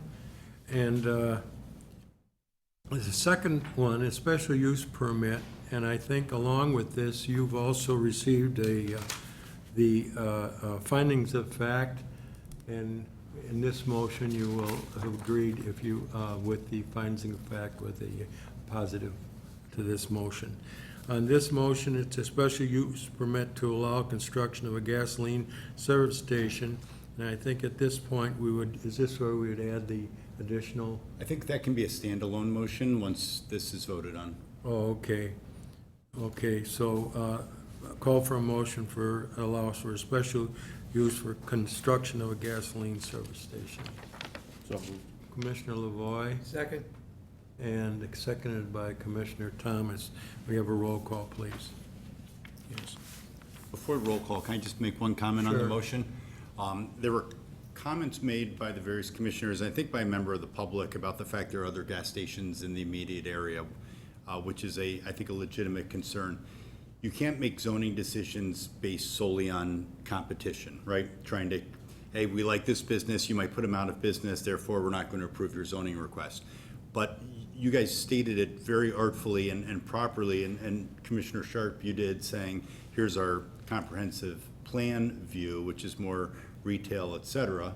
This is a tax-generating use, so it's somewhat analogous, but at least you phrased it as, how does this benefit the public good in light of all these other existing automobile uses and service stations, in light of the comprehensive plan, et cetera, rather than, hey, this might hurt my favorite business. So just say, I thought that was well handled by the commission. No. Okay, so roll call, please, on the special use permit. Okay, Commissioner Van Buren, Yes. Commissioner Thomas? Yes. Commissioner Bartel? Yes. Commissioner Lavoy? Yes. Commissioner Carmichael votes yes. Commissioner Sharp? No. Okay, now we will make a special motion to include, and what were those? That the kiosk be attended at all times, that the gas station is open for business, that the hours are restricted to 6 a.m. to 10 p.m., that there's a middle access point to the north, that be closed and the landscape strip be extended there. And those are Okay, can we have that motion? There was a couple other Excuse things me, there. yes? For discussion, there was a couple other things there. And I think that the access easement to the west of the entry point, and then also, there was one other thing about because of the timing, where the delivery is going to be within that timing. Correct. So I think we got an ambiguous answer. I think it was yes, mostly truck traffic's when the Yes. store is open. And I think that's a good point, that you can limit gas truck deliveries to the times that the store is Operation. open. Okay, So you we'll don't- add that to it, but the west access, it'd be difficult to make that a motion or make that a requirement, as it is, as they have no power over that. Understood, but we're going to have staff work on that. Okay. Okay, and as make part of that motion to may have staff look at the possibility of a access point to the west. Okay, so that's a motion. Who would like to make it? I'll make it. Okay. Second. Okay, motion by Commissioner Martell, seconded by Commissioner Thomas. Any further questions on the motion? Roll call, please. Commissioner Thomas? Yes. Commissioner Bartel? Yes. Commissioner Lavoy? Yes. Commissioner Carmichael votes yes. Commissioner Sharp? Yes. Commissioner Van Buren? Yes. 6-0. Okay, so, we still have the site and landscape plan review as proposed by the service station. A motion on that? So moved. Moved by Commissioner Carmichael. Second. Seconded by Commissioner Sharp. And further questions on that motion? If not, we'll have a roll call, please. Commissioner Bartel? Yes. Commissioner Lavoy? Yes. Commissioner Carmichael, yes. Commissioner Sharp? No. Commissioner Van Buren? Yes. Commissioner Thomas? Yes. Passes. Okay, you have our approval, and we'll go before I understand, the village board on July 18th, We're tentatively scheduled to have this considered by the village board on July 18th. and you can keep We'll be in in touch. contact with the staff on that. Thank you. Thank you very much for your time. Thank you. Okay, the next item on the agenda is a request from the Community Development Department in Westmont for the following: proposed zoning ordinance text amendment to the Village of Westmont Code of Ordinance to create definitions and regulations for businesses that are primarily engaged in the sale or consumption of tobacco, vape, e-cigarettes, and similar products. And I think that this does not include anything to do with the new legislation regarding marijuana. Correct. And the floor is yours, Bruce. So, Commissioners, very briefly, a few months ago, the village received an application for a B1 Downtown Development District permit, which is the permit that any business that wants to move into the downtown area, the B1 zoning district area, is required to receive before they're allowed to open. I believe that those requests bypass this commission and go straight to the village board for consideration. And in this particular instance, that request did go straight to the village board, and they denied it, citing concerns about the character and the aesthetics and the types of businesses that, at least with the village board, they do and don't want to see in Westmont's downtown.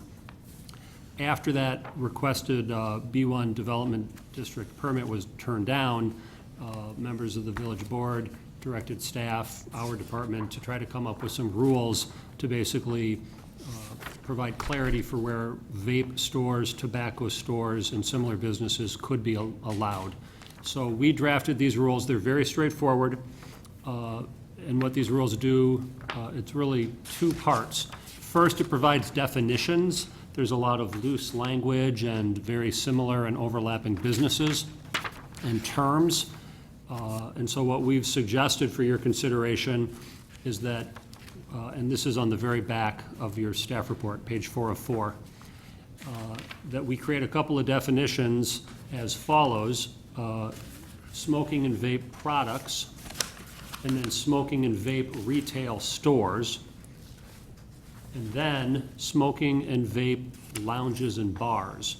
And the primary distinguishing feature between retail stores and lounges and bars are whether or not the products are consumed on site. So if it's a tobacco store, a tobacco hut, a tobacco outlet, then that would be considered a retail store. You buy your product, you take it somewhere else and consume it, as opposed to a smoking and vape lounges. That would be like a hookah bar or a cigar lounge, where you go to that facility, you stay in that facility, and you consume a product on premise.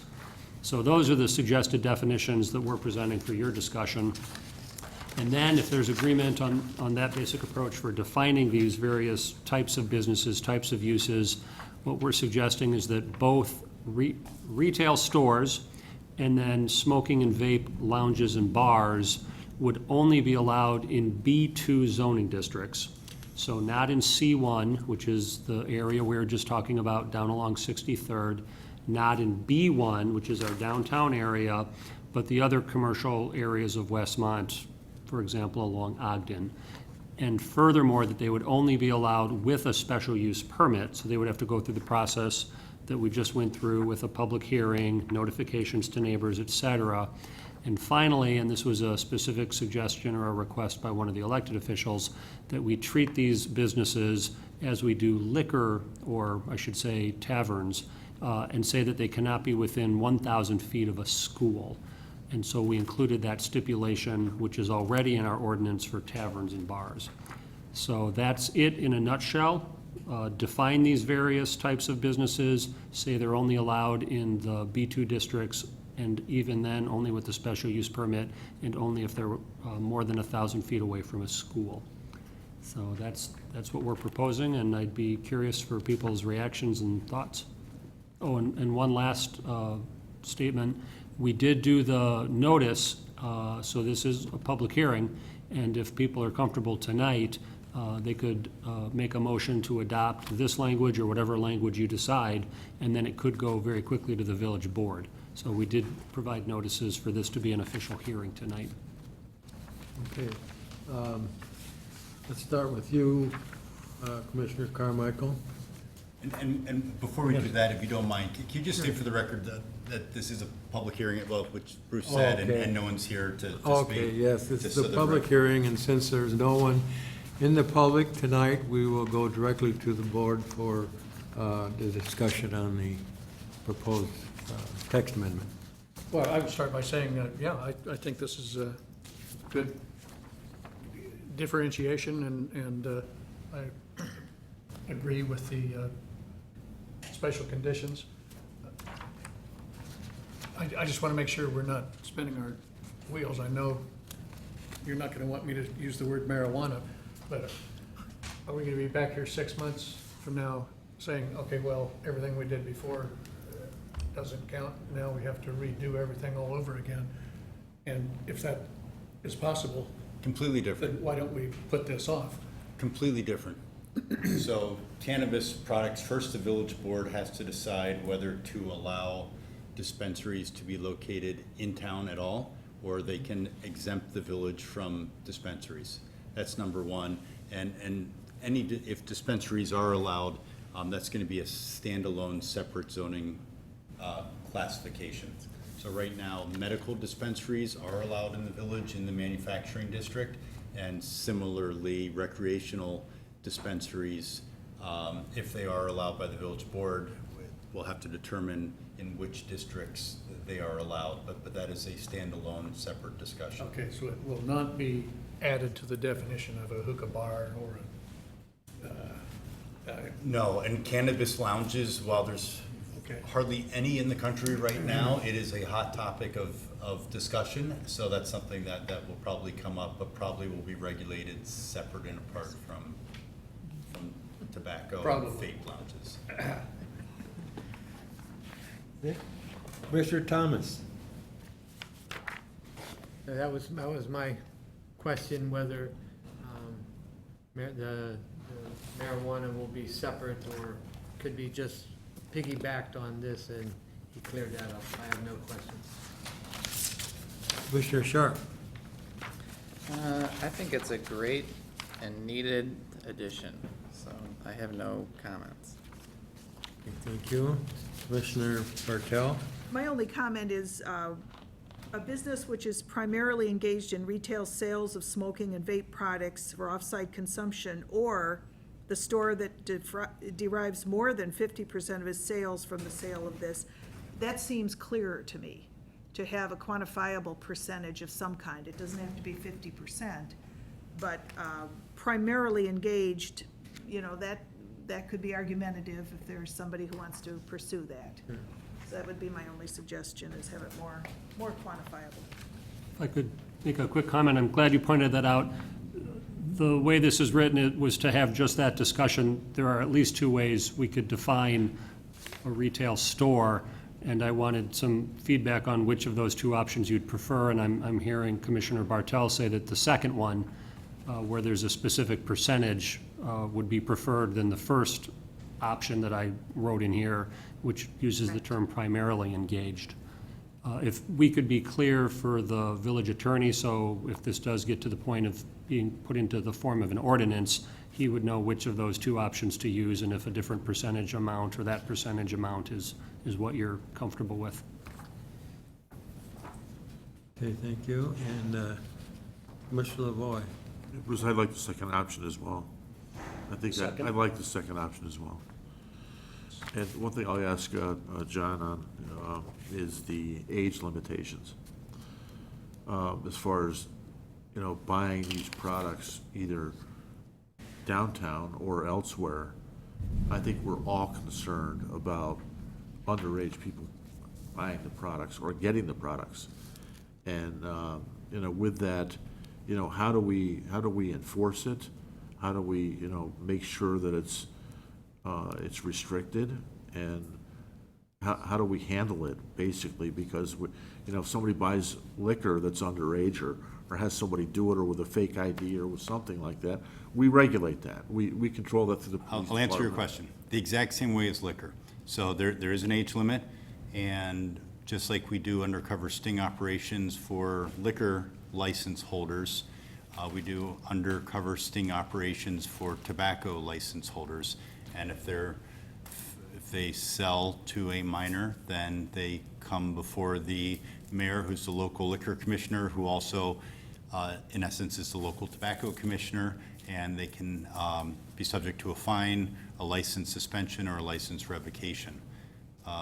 Aside from that, if the police department were to independently, aside from a sting, but learn of an underage sale, that could be conveyed to the mayor, and appropriate action could be taken. Would it make sense to have that kind of language as far as penalties in the ordinance, or not? I mean, It's already in a separate ordinance. Separate ordinance. Not only is the, because you need a tobacco license, the tobacco license ordinance was recently updated to increase the age to purchase to 21. Right. And there's already language in there about what penalties someone could face for violating the provisions of that ordinance. So it'd be duplicative and unnecessary. This is really just zoning. Right. So you have to be 21 to buy tobacco in Westmont? Yes, Did I not know? in the entire state. Entire state. The law just went into effect July 1st. We just Okay, see so two of many you have underage indicated people using that you prefer the one that is quantitative on 50% of sales or more. Is that the general before we do the motion? I think so. Can I also make a comment unless you had Sure. something else? No. I just thought of this. The title, smoking and vape products, excuse me, I like. I don't know if it'd be more appropriate to call it tobacco and vape products, as opposed to smoking and vape products. Because then you could smoke cannabis.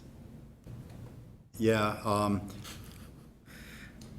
you know, you say including tobacco, vape products, et cetera, but could include other things. You know, would it include an inhaler, you know, that's non-tobacco that someone needs for medical reasons? Obviously, that's not going to be more than 50% of sales.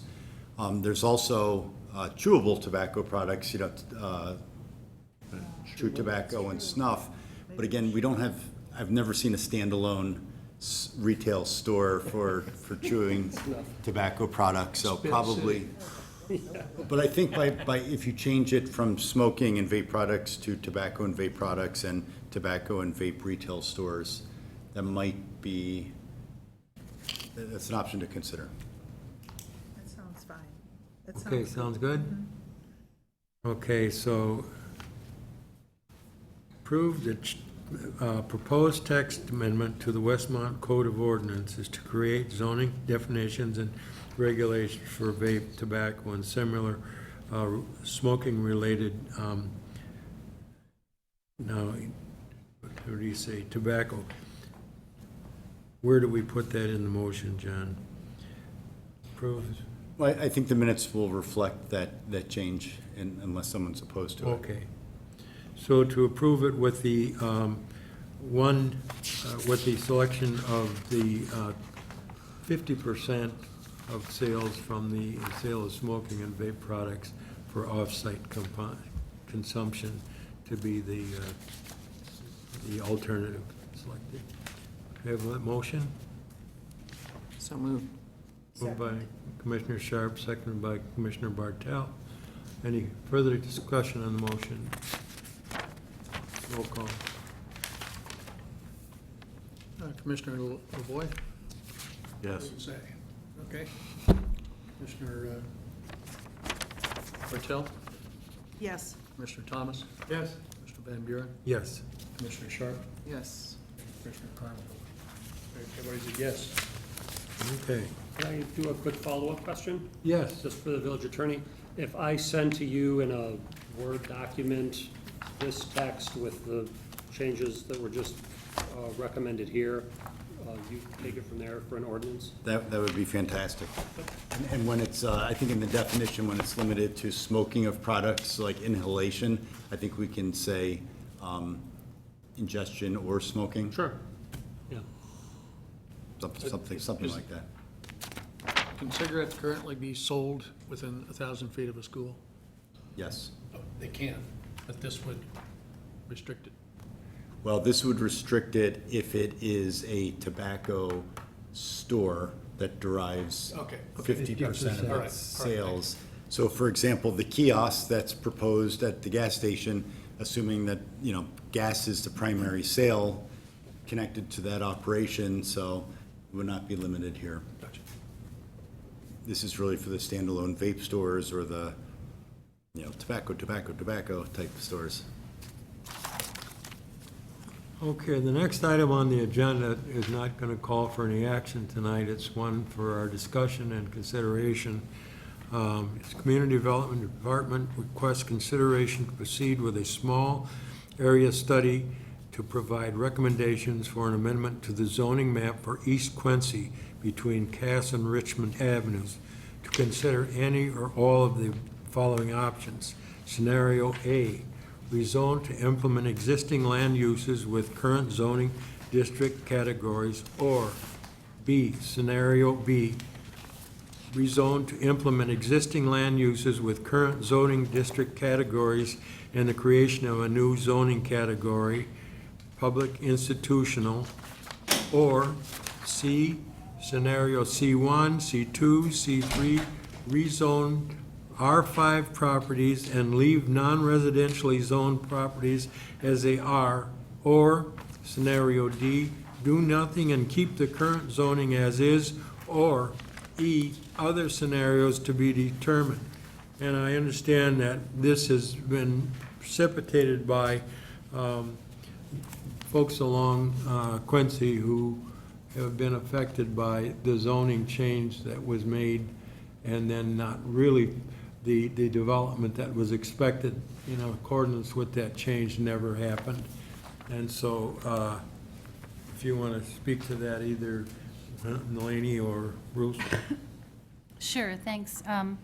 This item started, I guess, a couple of months ago. There was a meeting with the Economic Development Committee talking about the fact that there is an individual property owner along that roadway that is attempting to sell their land. Unfortunately, the land is not zoned to the highest and best for their particular use. It is not matching the current use, and it is not enabling the sale.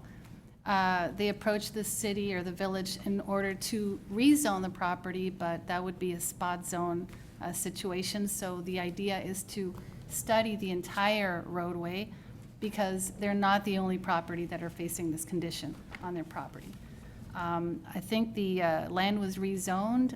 Those properties along the railroad were rezoned to R5 about 5 or 6 years ago.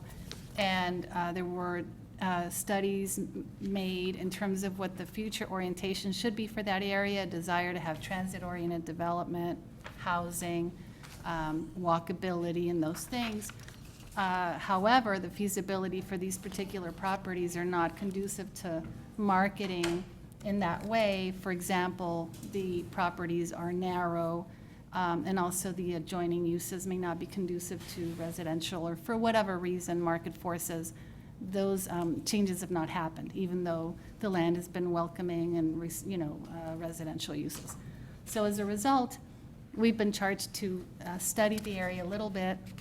It is not a long-term process. It's a short to mid-term process, and it would initiate here with the Planning and Zoning Commission. It is not an item for a vote today. It is not a public hearing. It is just initiating the discussions. And what I'd like to see if we can do today is to actually obtain a preferred alternative, or start that process so that we can then take that preferred alternative to the community and start the community input process, and then come up with a preferred scenario that we can actually take to public hearing.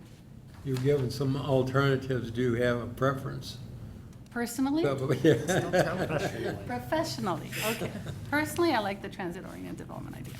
But professionally, I don't think it's a viable alternative or idea to continue to speculate on this, on the lands of these individuals that are trying to, sell their property, move on, redevelop, or whatever might be going on. We have, in your packets, you do have some ideas that our GIS technician was able to formulate visually. I think she did a great job. On one page, she was able to contain 5 of the alternatives. The second sheet, or the first sheet is actually on top, shows the existing zoning as the middle row. So you see the yellow being residential, and then you see the top row being your existing land use. So you see that the existing uses do not match the zoning. The uses that are existing are high intensity. They're, pretty much to go from industrial to residential is difficult. Some cities do it, but it takes a lot of work for a variety of reasons. So, and then the last row at the bottom would be, if you had crayons, you could go ahead and draw on these plans and just provide them to me. But just to give you an idea that really you have a choice to, consider different options from what's been presented. Nalini, could you quickly talk about what GI is? Okay, in the staff report, as you read out, scenario, I believe, I'm not sure which one it is, you mentioned public institutional as being a new category that could be proposed by this body to pursue as an alternative. A lot of the land that is existing in that location, if you see the existing land use, you'll see the purple or mauve or whatever color in the middle as being industrial. That is actually mostly government use or public use. After discussing it internally, we decided that public use may not be the best category because All of these are owned by the government, but some are not, accessible to the public. So, we decided maybe a government institutional would be a better category to propose. Just to add on to that, the idea would be to create a new zoning district. So we have a B1 district, we have a B2 district, we have a couple residential districts. Westmont does not currently have a government-institutional zoning district. And as Nalini just explained, because there are several properties in this corridor that are owned by public bodies, we wanted to present an option of creating a new zoning district and then applying it to the properties in this area that are government-owned, whether it's the Township of Downers Grove, whether it's the Westmont Park District, or whether it's the Village of Westmont. And I will also point out to you, on the top sheet, the very top, you'll actually see the ownership of these properties and the names of the companies, so that you can get a better idea of what we're talking about along that corridor. From a value standpoint and maximizing his sale, what would he find to be the most desirable zoning? Just from a practical point of view, selling a property that is not zoned correctly basically can lead to failure. It can lead to someone not being able to sell their land for a long time. So from that point of view, the value proposition is very negative. As far as everything else is concerned, you're always looking for your highest use, in terms of profitability or property values to be maintained. I will point out, though, that across the street, you have single-family homes. And so this is why we do want to make sure that this idea that might be proposed today is taken to the community and input is provided, so that we can come up with something that really works for everybody. Yes? And if I could add on to that, one thing that would be helpful, maybe just for a public record, is if you can give us some guidance on preferred options or what you would rather see here, and then direct us to proceed with hosting some sort of community forum or open house, maybe in the Park District building over there, where it'd be more informal. We'd send notices out to all of the neighbors and property owners in that area, explain to them the options, and do that before we would have the official public hearing in front of you, where people would come up to the podium. So that's our suggestion, if people are comfortable using that sort of a community involvement process. And one last thought, as long as I'm talking. I think one of the basic questions is, well, there's at least two basic questions. Is there support for this idea of creating a new zoning district for government institutional and then applying it to the properties in here that are owned by governments? That's the first question where I think we'd appreciate some direction. And then secondly, if you look at this,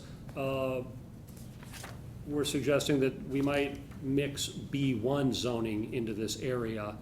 We just talked about B1 zoning a little bit ago with the vape text amendment agenda item. So the question is, do we want this to sort of be treated like the rest of our downtown and require any new business in here to go through the process of getting a B1 development permit? Again, that goes directly to the village board. So it's a little bit more control by the village board, but it's also a little bit more of an obstacle for people before they could move a business into this area? Or do you not want that, in which case using B1 zoning in this area would not be advisable, and it would just be a mix of B2 and manufacturing, and then again possibly that government institutional district if that's the route you want to go. So a couple questions there where we're looking for your guidance. Two questions. If you were to develop a separate government zoning, and we do have, I think, 3 of these properties are prospect for a township, village, Westmont Park District. They are not contiguous, but so would that be considered spot zoning? If we just picked these out and gave them that zoning? Not necessarily. In terms of spot zoning, it really has to do with treating an individual parcel independently of the compatibility of land uses around the area. And I think in this case, you're looking at everything in toto and kind of coming up with something that makes sense.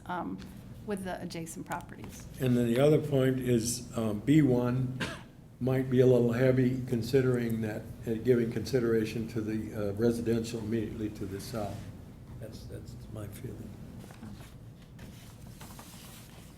And as well, the B2 zoning in scenario B, just to call that out a little bit, deals with businesses such as Ace Hardware. They're more of a retail entity, not so much industrial manufacturing or public use. So there's that mix of uses, and you know, if that's something that we're looking at as well, it could be that mixed use approach, you know, maybe some residential thrown in. There's just a variety of different ways that we could take a look and implement something that makes sense for the area. But singly, residential uses along that entire strip are clearly not working. Can I ask a little bit of narrative between scenario B and C2, where they both have GI, this public institutional, but I understand scenario B because we're just highlighting what is actually government property. But in the C2, it looks like it's more expanded zoning. Right. You know, I think the Park District acquired the landscape company, things like that. So it could be something where we're saying we're encouraging this type of use. On the other hand, having government uses or public uses superimposed on properties that are zoned differently, there may be value to that as well.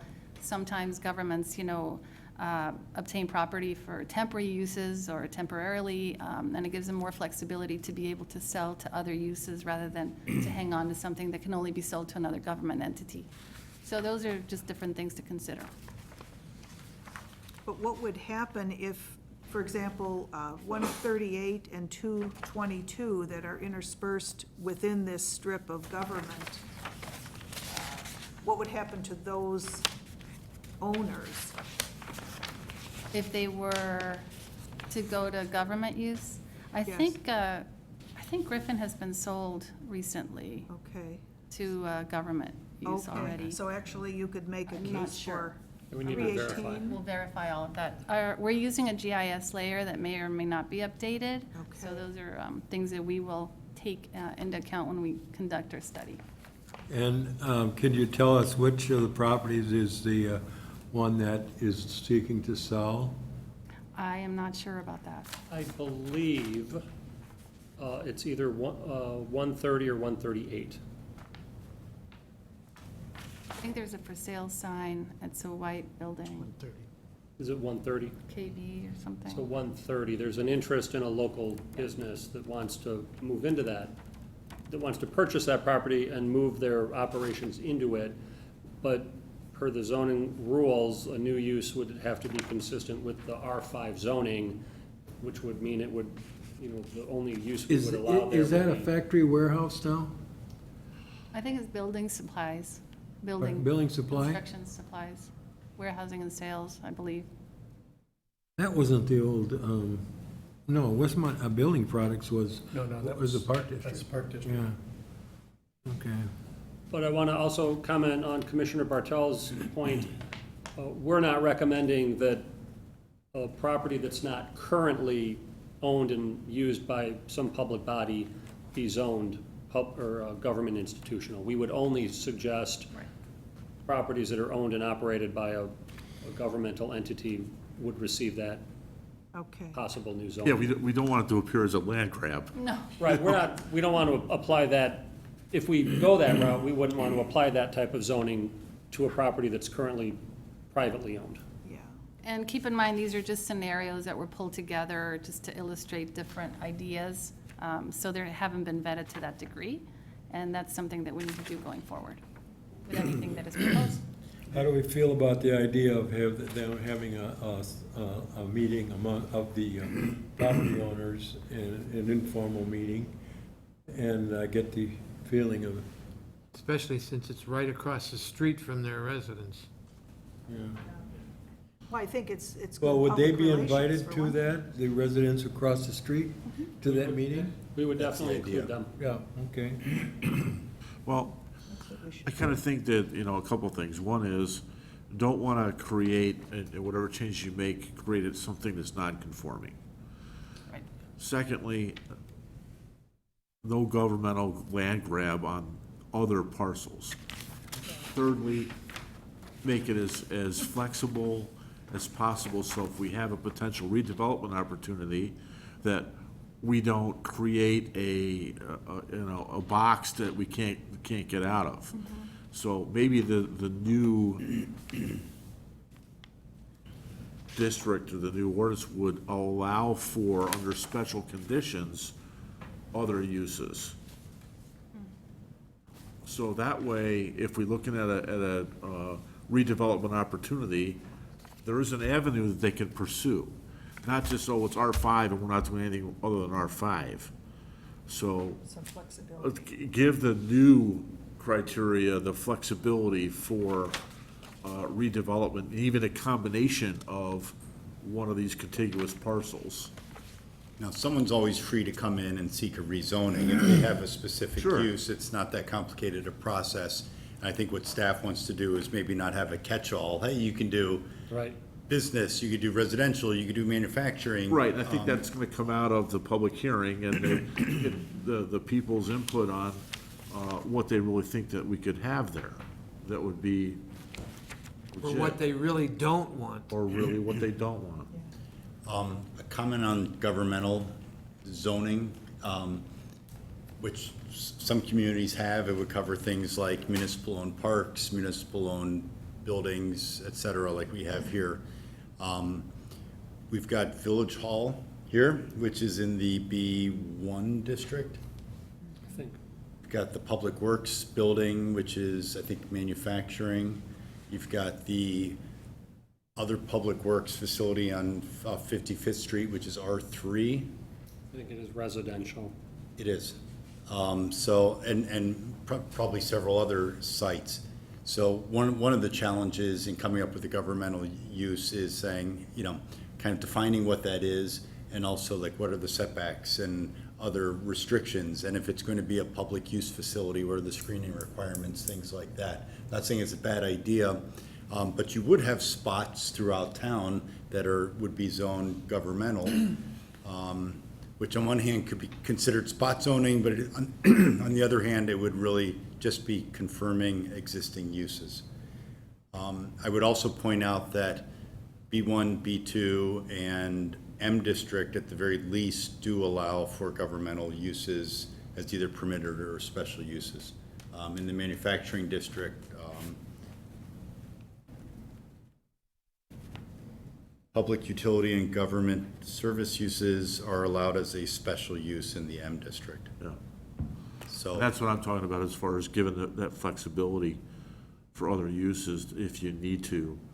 And not necessarily giving it a broad, so you can do whatever the heck you want, but I think that, this, because of the existing uses that are there now, it really lends itself to that. Just based on what the village attorney said about M district currently allowing governmental public uses already, I almost wonder if scenario A might be the one that makes the most sense. Which basically acknowledges that that corridor is basically manufacturing in nature, different ownership, park districts, townships, et cetera, but what's happening on the ground are uses consistent with an M district more than a B district.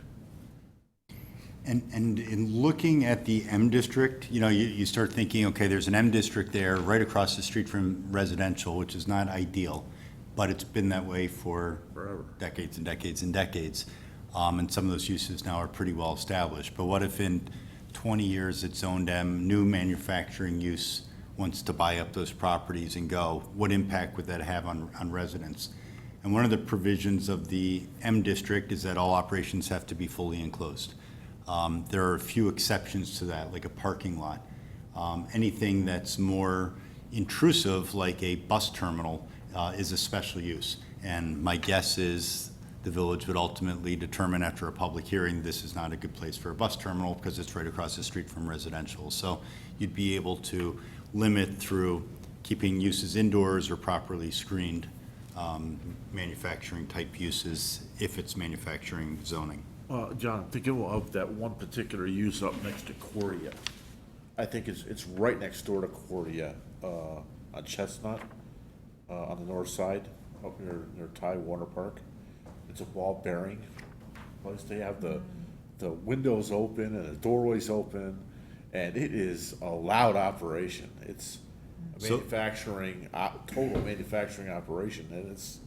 So there are performance standards in the M district as far as vibration and odors and noise, and there are ways to measure all that, and there's standards in the M district that apply. So if someone were to complain about that particular operation, we could go out there and perform necessary measurements and tell them, hey, close your windows, for example, or stop emitting the odors, or whatever the case may be. Yeah, I'm just thinking of how this relates to going across the street and having an operation like that there would not work at all. I mean, I'm just applying what the real life uses in a manufacturing world at that location really doesn't work. Right, you know. Not when I look at a facility like that up on Chestnut. I mean, it's wide open, it's loud as heck in there, and, I mean, they're making ball bearings. It's raw manufacturing. So we put that next to residential.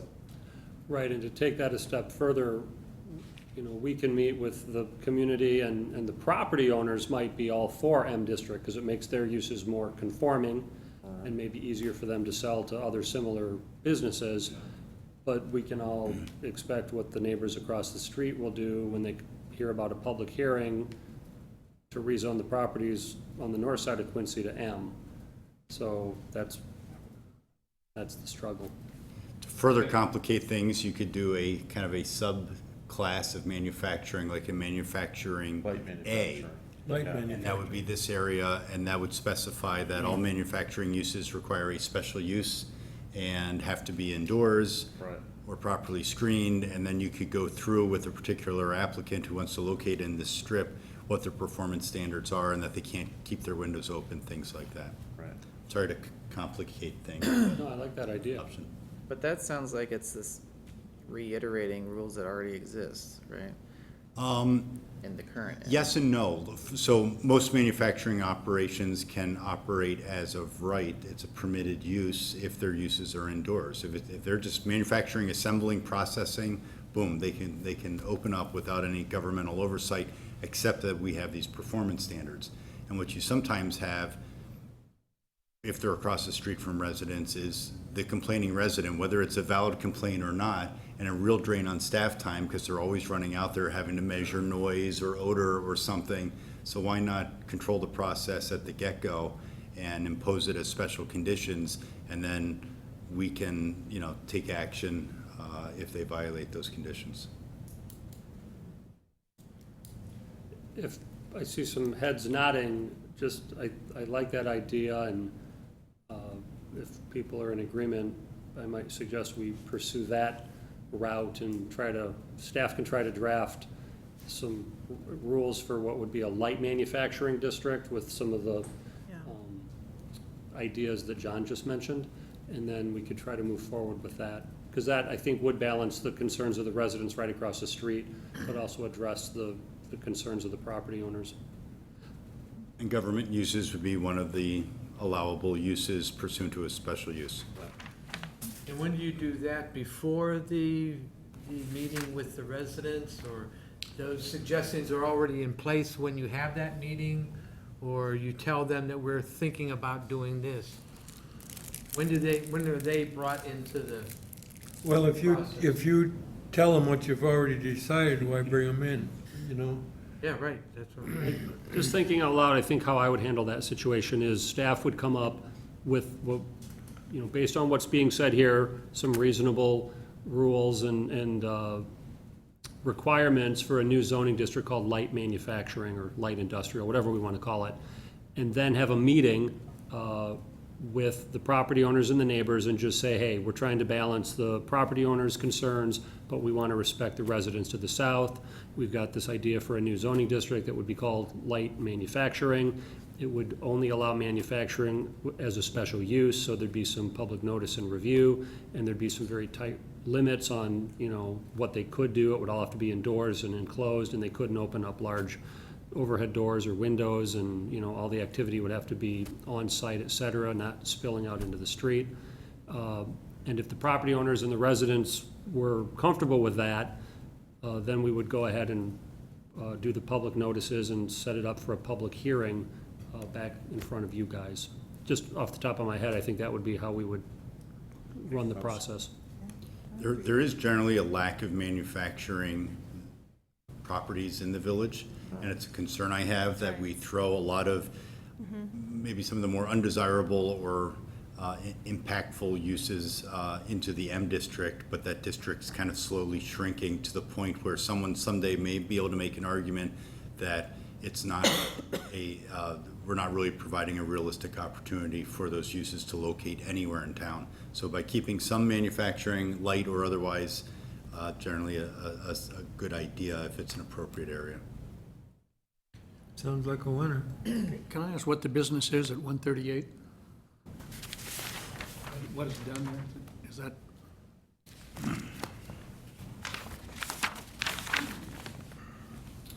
What we have listed are the names of the property owners, not the businesses, right? Right. I'm not sure. 222 has been John's Landscape. And, but you say that property has recently May sold? have. There was an intervening The property GIS layer change. between the Park District's parcels. And that was, both of those were owned by Westmont Building Products, and so that 138 was in between Yes. those, and now it's vacant, or it's not operational? No, there's a building there and a business. I just don't know what the business okay. is. Okay. Where it says Park District, that's the easement from.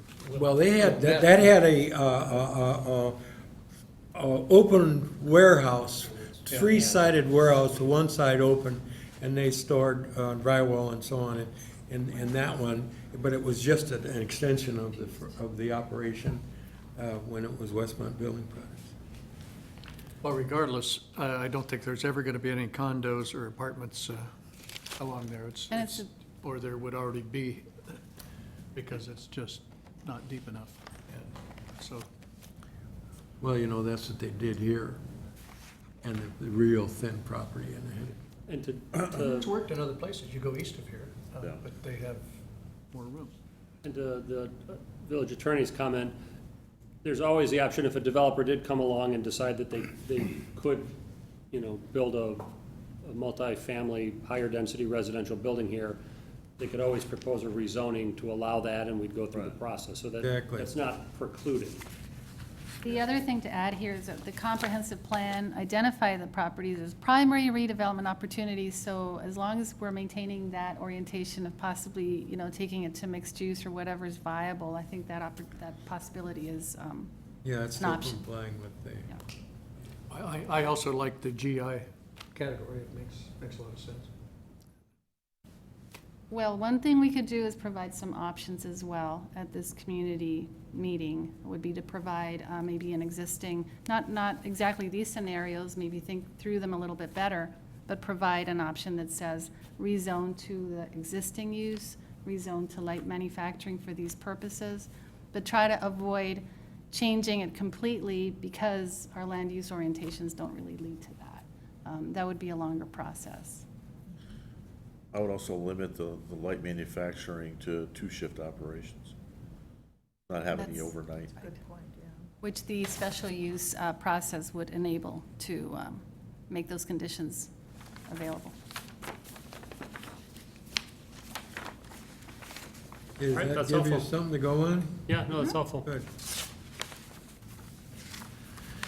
Okay, and then we have another item here, or several items, where our staff has been going over our existing ordinances, finding contradictions, duplications, and so on, and they're trying to clean those up.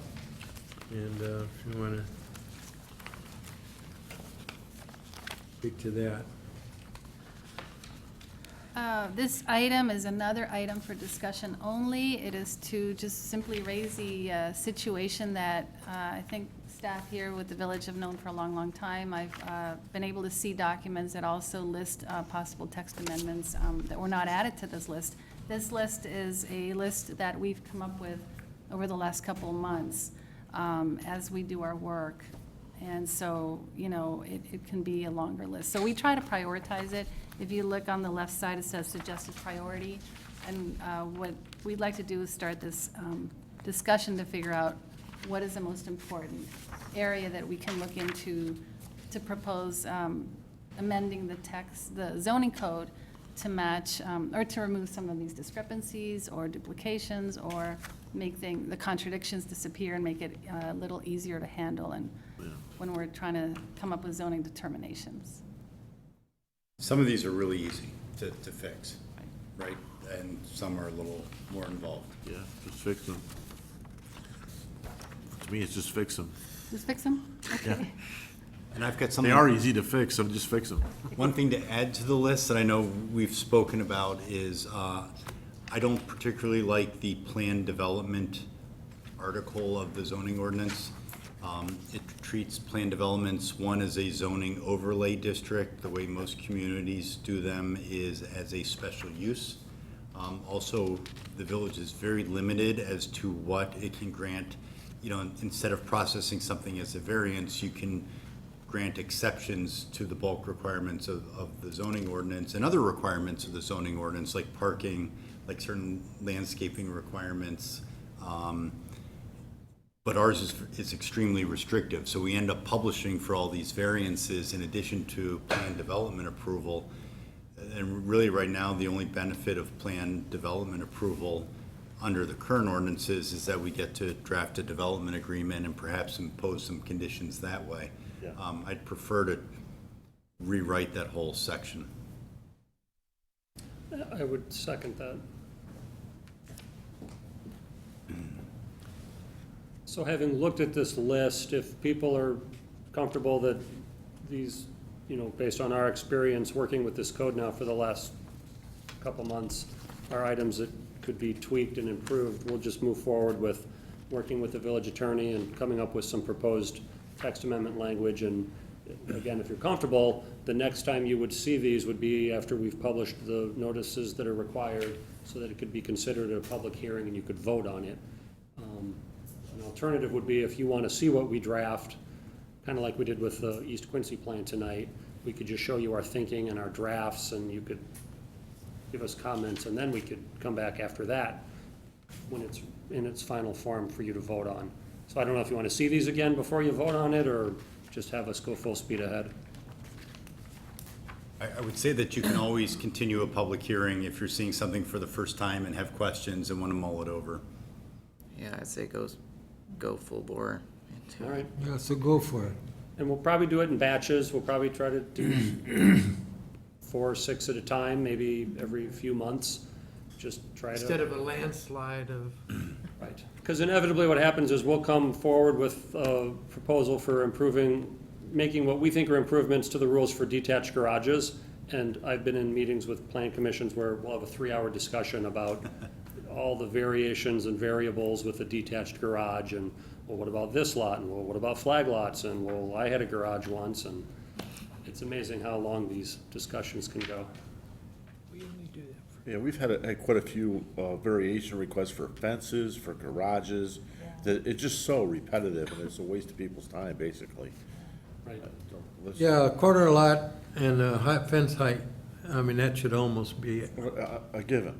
you know, we're charging these people to come up and Right, give it. there's We no reason know we're for it. gonna give it to them, Yeah. so, But that's what I'm saying, just make the changes. and yeah. If something comes up 3 or 4 times, just make the text amendment. That's right. Well, and you'll have to approve that. So before we write something crazy, or if we write something crazy, you'll have to review it and either approve it or say, no, we're not gonna approve it. That gets a fee for every one that we put in. Yeah, we won't approve that. One quick thought, if people don't mind lingering a little bit longer. So we were talking about detached garages, and we had a very interesting discussion with our building commissioner. I was making the argument that as a newcomer to this community, I thought that the zoning size limit for a detached garage was rather restrictive at 575 square feet, I believe. And I very casually suggested that I think it would be nice to change the zoning rules to allow someone by right to have a garage that's maybe 650 square feet, just a little bigger to get your snow blower and your lawnmower in there with 2 cars. And he had a very interesting comment. He said that the building code has different construction requirements for footings and slabs for structures above 575 square feet. I said, A, that's good to know, but B, that for me at least wouldn't mean that the village couldn't allow bigger garages. It would simply mean that for anyone who wanted that bigger garage, they would need a different kind of a permit, and the construction costs might be higher because of the slab thickness requirements, et cetera. So I just throw that out for you to consider, and I'm curious, his argument was the zoning shouldn't allow something bigger because then there would be 2 different types of construction required for detached garages, where if you keep the zoning rules consistent with the building code requirements, then there would only ever be one kind of building permit needed for the lighter construction. And I thought that was an interesting point. Perspective, yeah. I still think even if there were 2 different types of construction required, a different kind of construction for the larger garages, that would still be okay. But I'm just curious for. And I'm also thinking that if I recall correctly, if we attach a garage, we don't have those limits. Correct. If it's attached, if you want to add 4 of them and it doesn't encroach under your side Correct. and so on, you can do it. That is correct. Other limits come into play like lot coverage, but yeah, you can have a very large attached garage. Your attached garage can be twice the size of your house. Yes. And that concern was actually brought to the village board at one point, and they said, no, we don't want to restrict people as to their attached garages, so they kind of punted on the question. RVs. I also know with detached garages, I know a community that provides some modest zoning bonuses if you have a detached garage, because they don't like the frontward-facing attached garages that go right out on the street visually. They'd rather have that be all house and a porch. So they actually, if you have a porch that spans the full width of your house or 75% of the width, and you have a detached garage, you get certain zoning bonuses, maybe with height or something else, which I thought was interesting. We talked about another zoning bonus of if you actually have a porch, like to allow that encroachment to come past the front setback. I think we talked about that a couple of months ago, and there was 2 months ago, and I believe that's in this list of possible text amendments, or we should add it, allowing a front yard setback reduction for fully open porches. I think about the garage. I think the garages, it makes total sense to be able to zone based on planning, good planning, and then construct based on structural conditions and requirements. They can be easily 2 separate things. I don't see a reason to tether the 2 together either. That's my wants to build opinion. a super huge garage with a automotive lift or something in it, deep foundations, let them do that. Now, when you say super big garage, there still will be a square footage limit. Right, they still have to meet the bulk standards of. Yeah. But they have to do the foundation the right way. They Yeah. can't do it, use a small garages slab when they're building a larger, when there's still mandatory restrictions. The building commissioner, I think, really had 2 points. One, just administratively, it's easier to just say garages have to be this size and therefore they all have the same construction type. It's just simple. His other point, though, was people just assume, they go out and get quotes from a garage builder, and garage builders in this area, according to our building commissioner, all assume that you're going to have a light construction detached garage because that's very common around here. And so they'll get a quote, oh, you want a garage, it's going to be whatever, $15,000, $20,000, whatever a garage costs. But then if they get a garage that's, say, 650 square feet, that trips them over into the different building construction requirements, and now it's 50% more expensive overall, and then there's the potential for people to be very upset. Like, why is this garage costing me so much? But all that being said, I still think that it would be acceptable to allow larger garages, even if it means two different construction types. And was it last month that we did have one detached where it was not gonna be adequate? And so we approved a variance to allow a larger garage, and actually that might be why the building commissioner was talking about this. I think those people came in and were a bit shocked because the cost was so high, and then he had to end up explaining to them, well, because your garage is so big, all the requirements are more substantial and that costs more. Do you know if they went ahead and did it, or? I don't know, I assume, I don't know if they've gotten I a haven't permit. seen it yet. Yeah. Do you happen to know if that's a Westmont building code addition, or is that just part of the building code that? What the building commissioner told me, and prior to working with Village of Westmont, he worked for many years for a consultant firm that provided permit review services for mini suburbs. And he said it's common in the western suburbs, and he said there's a historical explanation for that about the building codes years or decades ago sort of being formulated locally and agreed upon in this area, and then that becoming standardized. That's how it was explained to me. That's an odd explanation, because there are international codes that have standards that apply across the country. You can make local amendments, but those generally have to be as strict or more strict or regulate in a different area than what the international codes regulate. So I'd find it odd that there's a regional regulation. Right. Maybe we adopted a local regulation consistent with what some surrounding areas do. But if that's the case, then we can also make that go away. That would be up to the village board. And in other communities as well, garages sometimes have a minimum size. So, I mean, especially if you go north along the east, along the lake, you'll see communities where they have a minimum garage size. I'll say 1,000 square feet. Thank you. Well, I just want to say thank you guys for putting this together. We'll keep working on it. Oh, a final comment, the first proposed text amendment that you will see will probably be at our next meeting, and that is for brew pubs. It's listed as item number 2, and this is because of a specific situation on Vandustrial with a particular business and issues that have arisen around that business. And so we're trying to retroactively craft rules to deal with an existing situation. So I'll explain that at our next meeting. It's a successful one. Just got bought out, there's new ownership.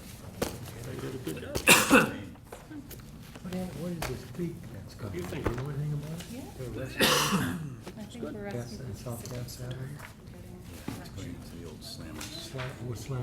By the way, do we adjourn? We vote? Pardon? Need a motion to No, adjourn? no, we didn't.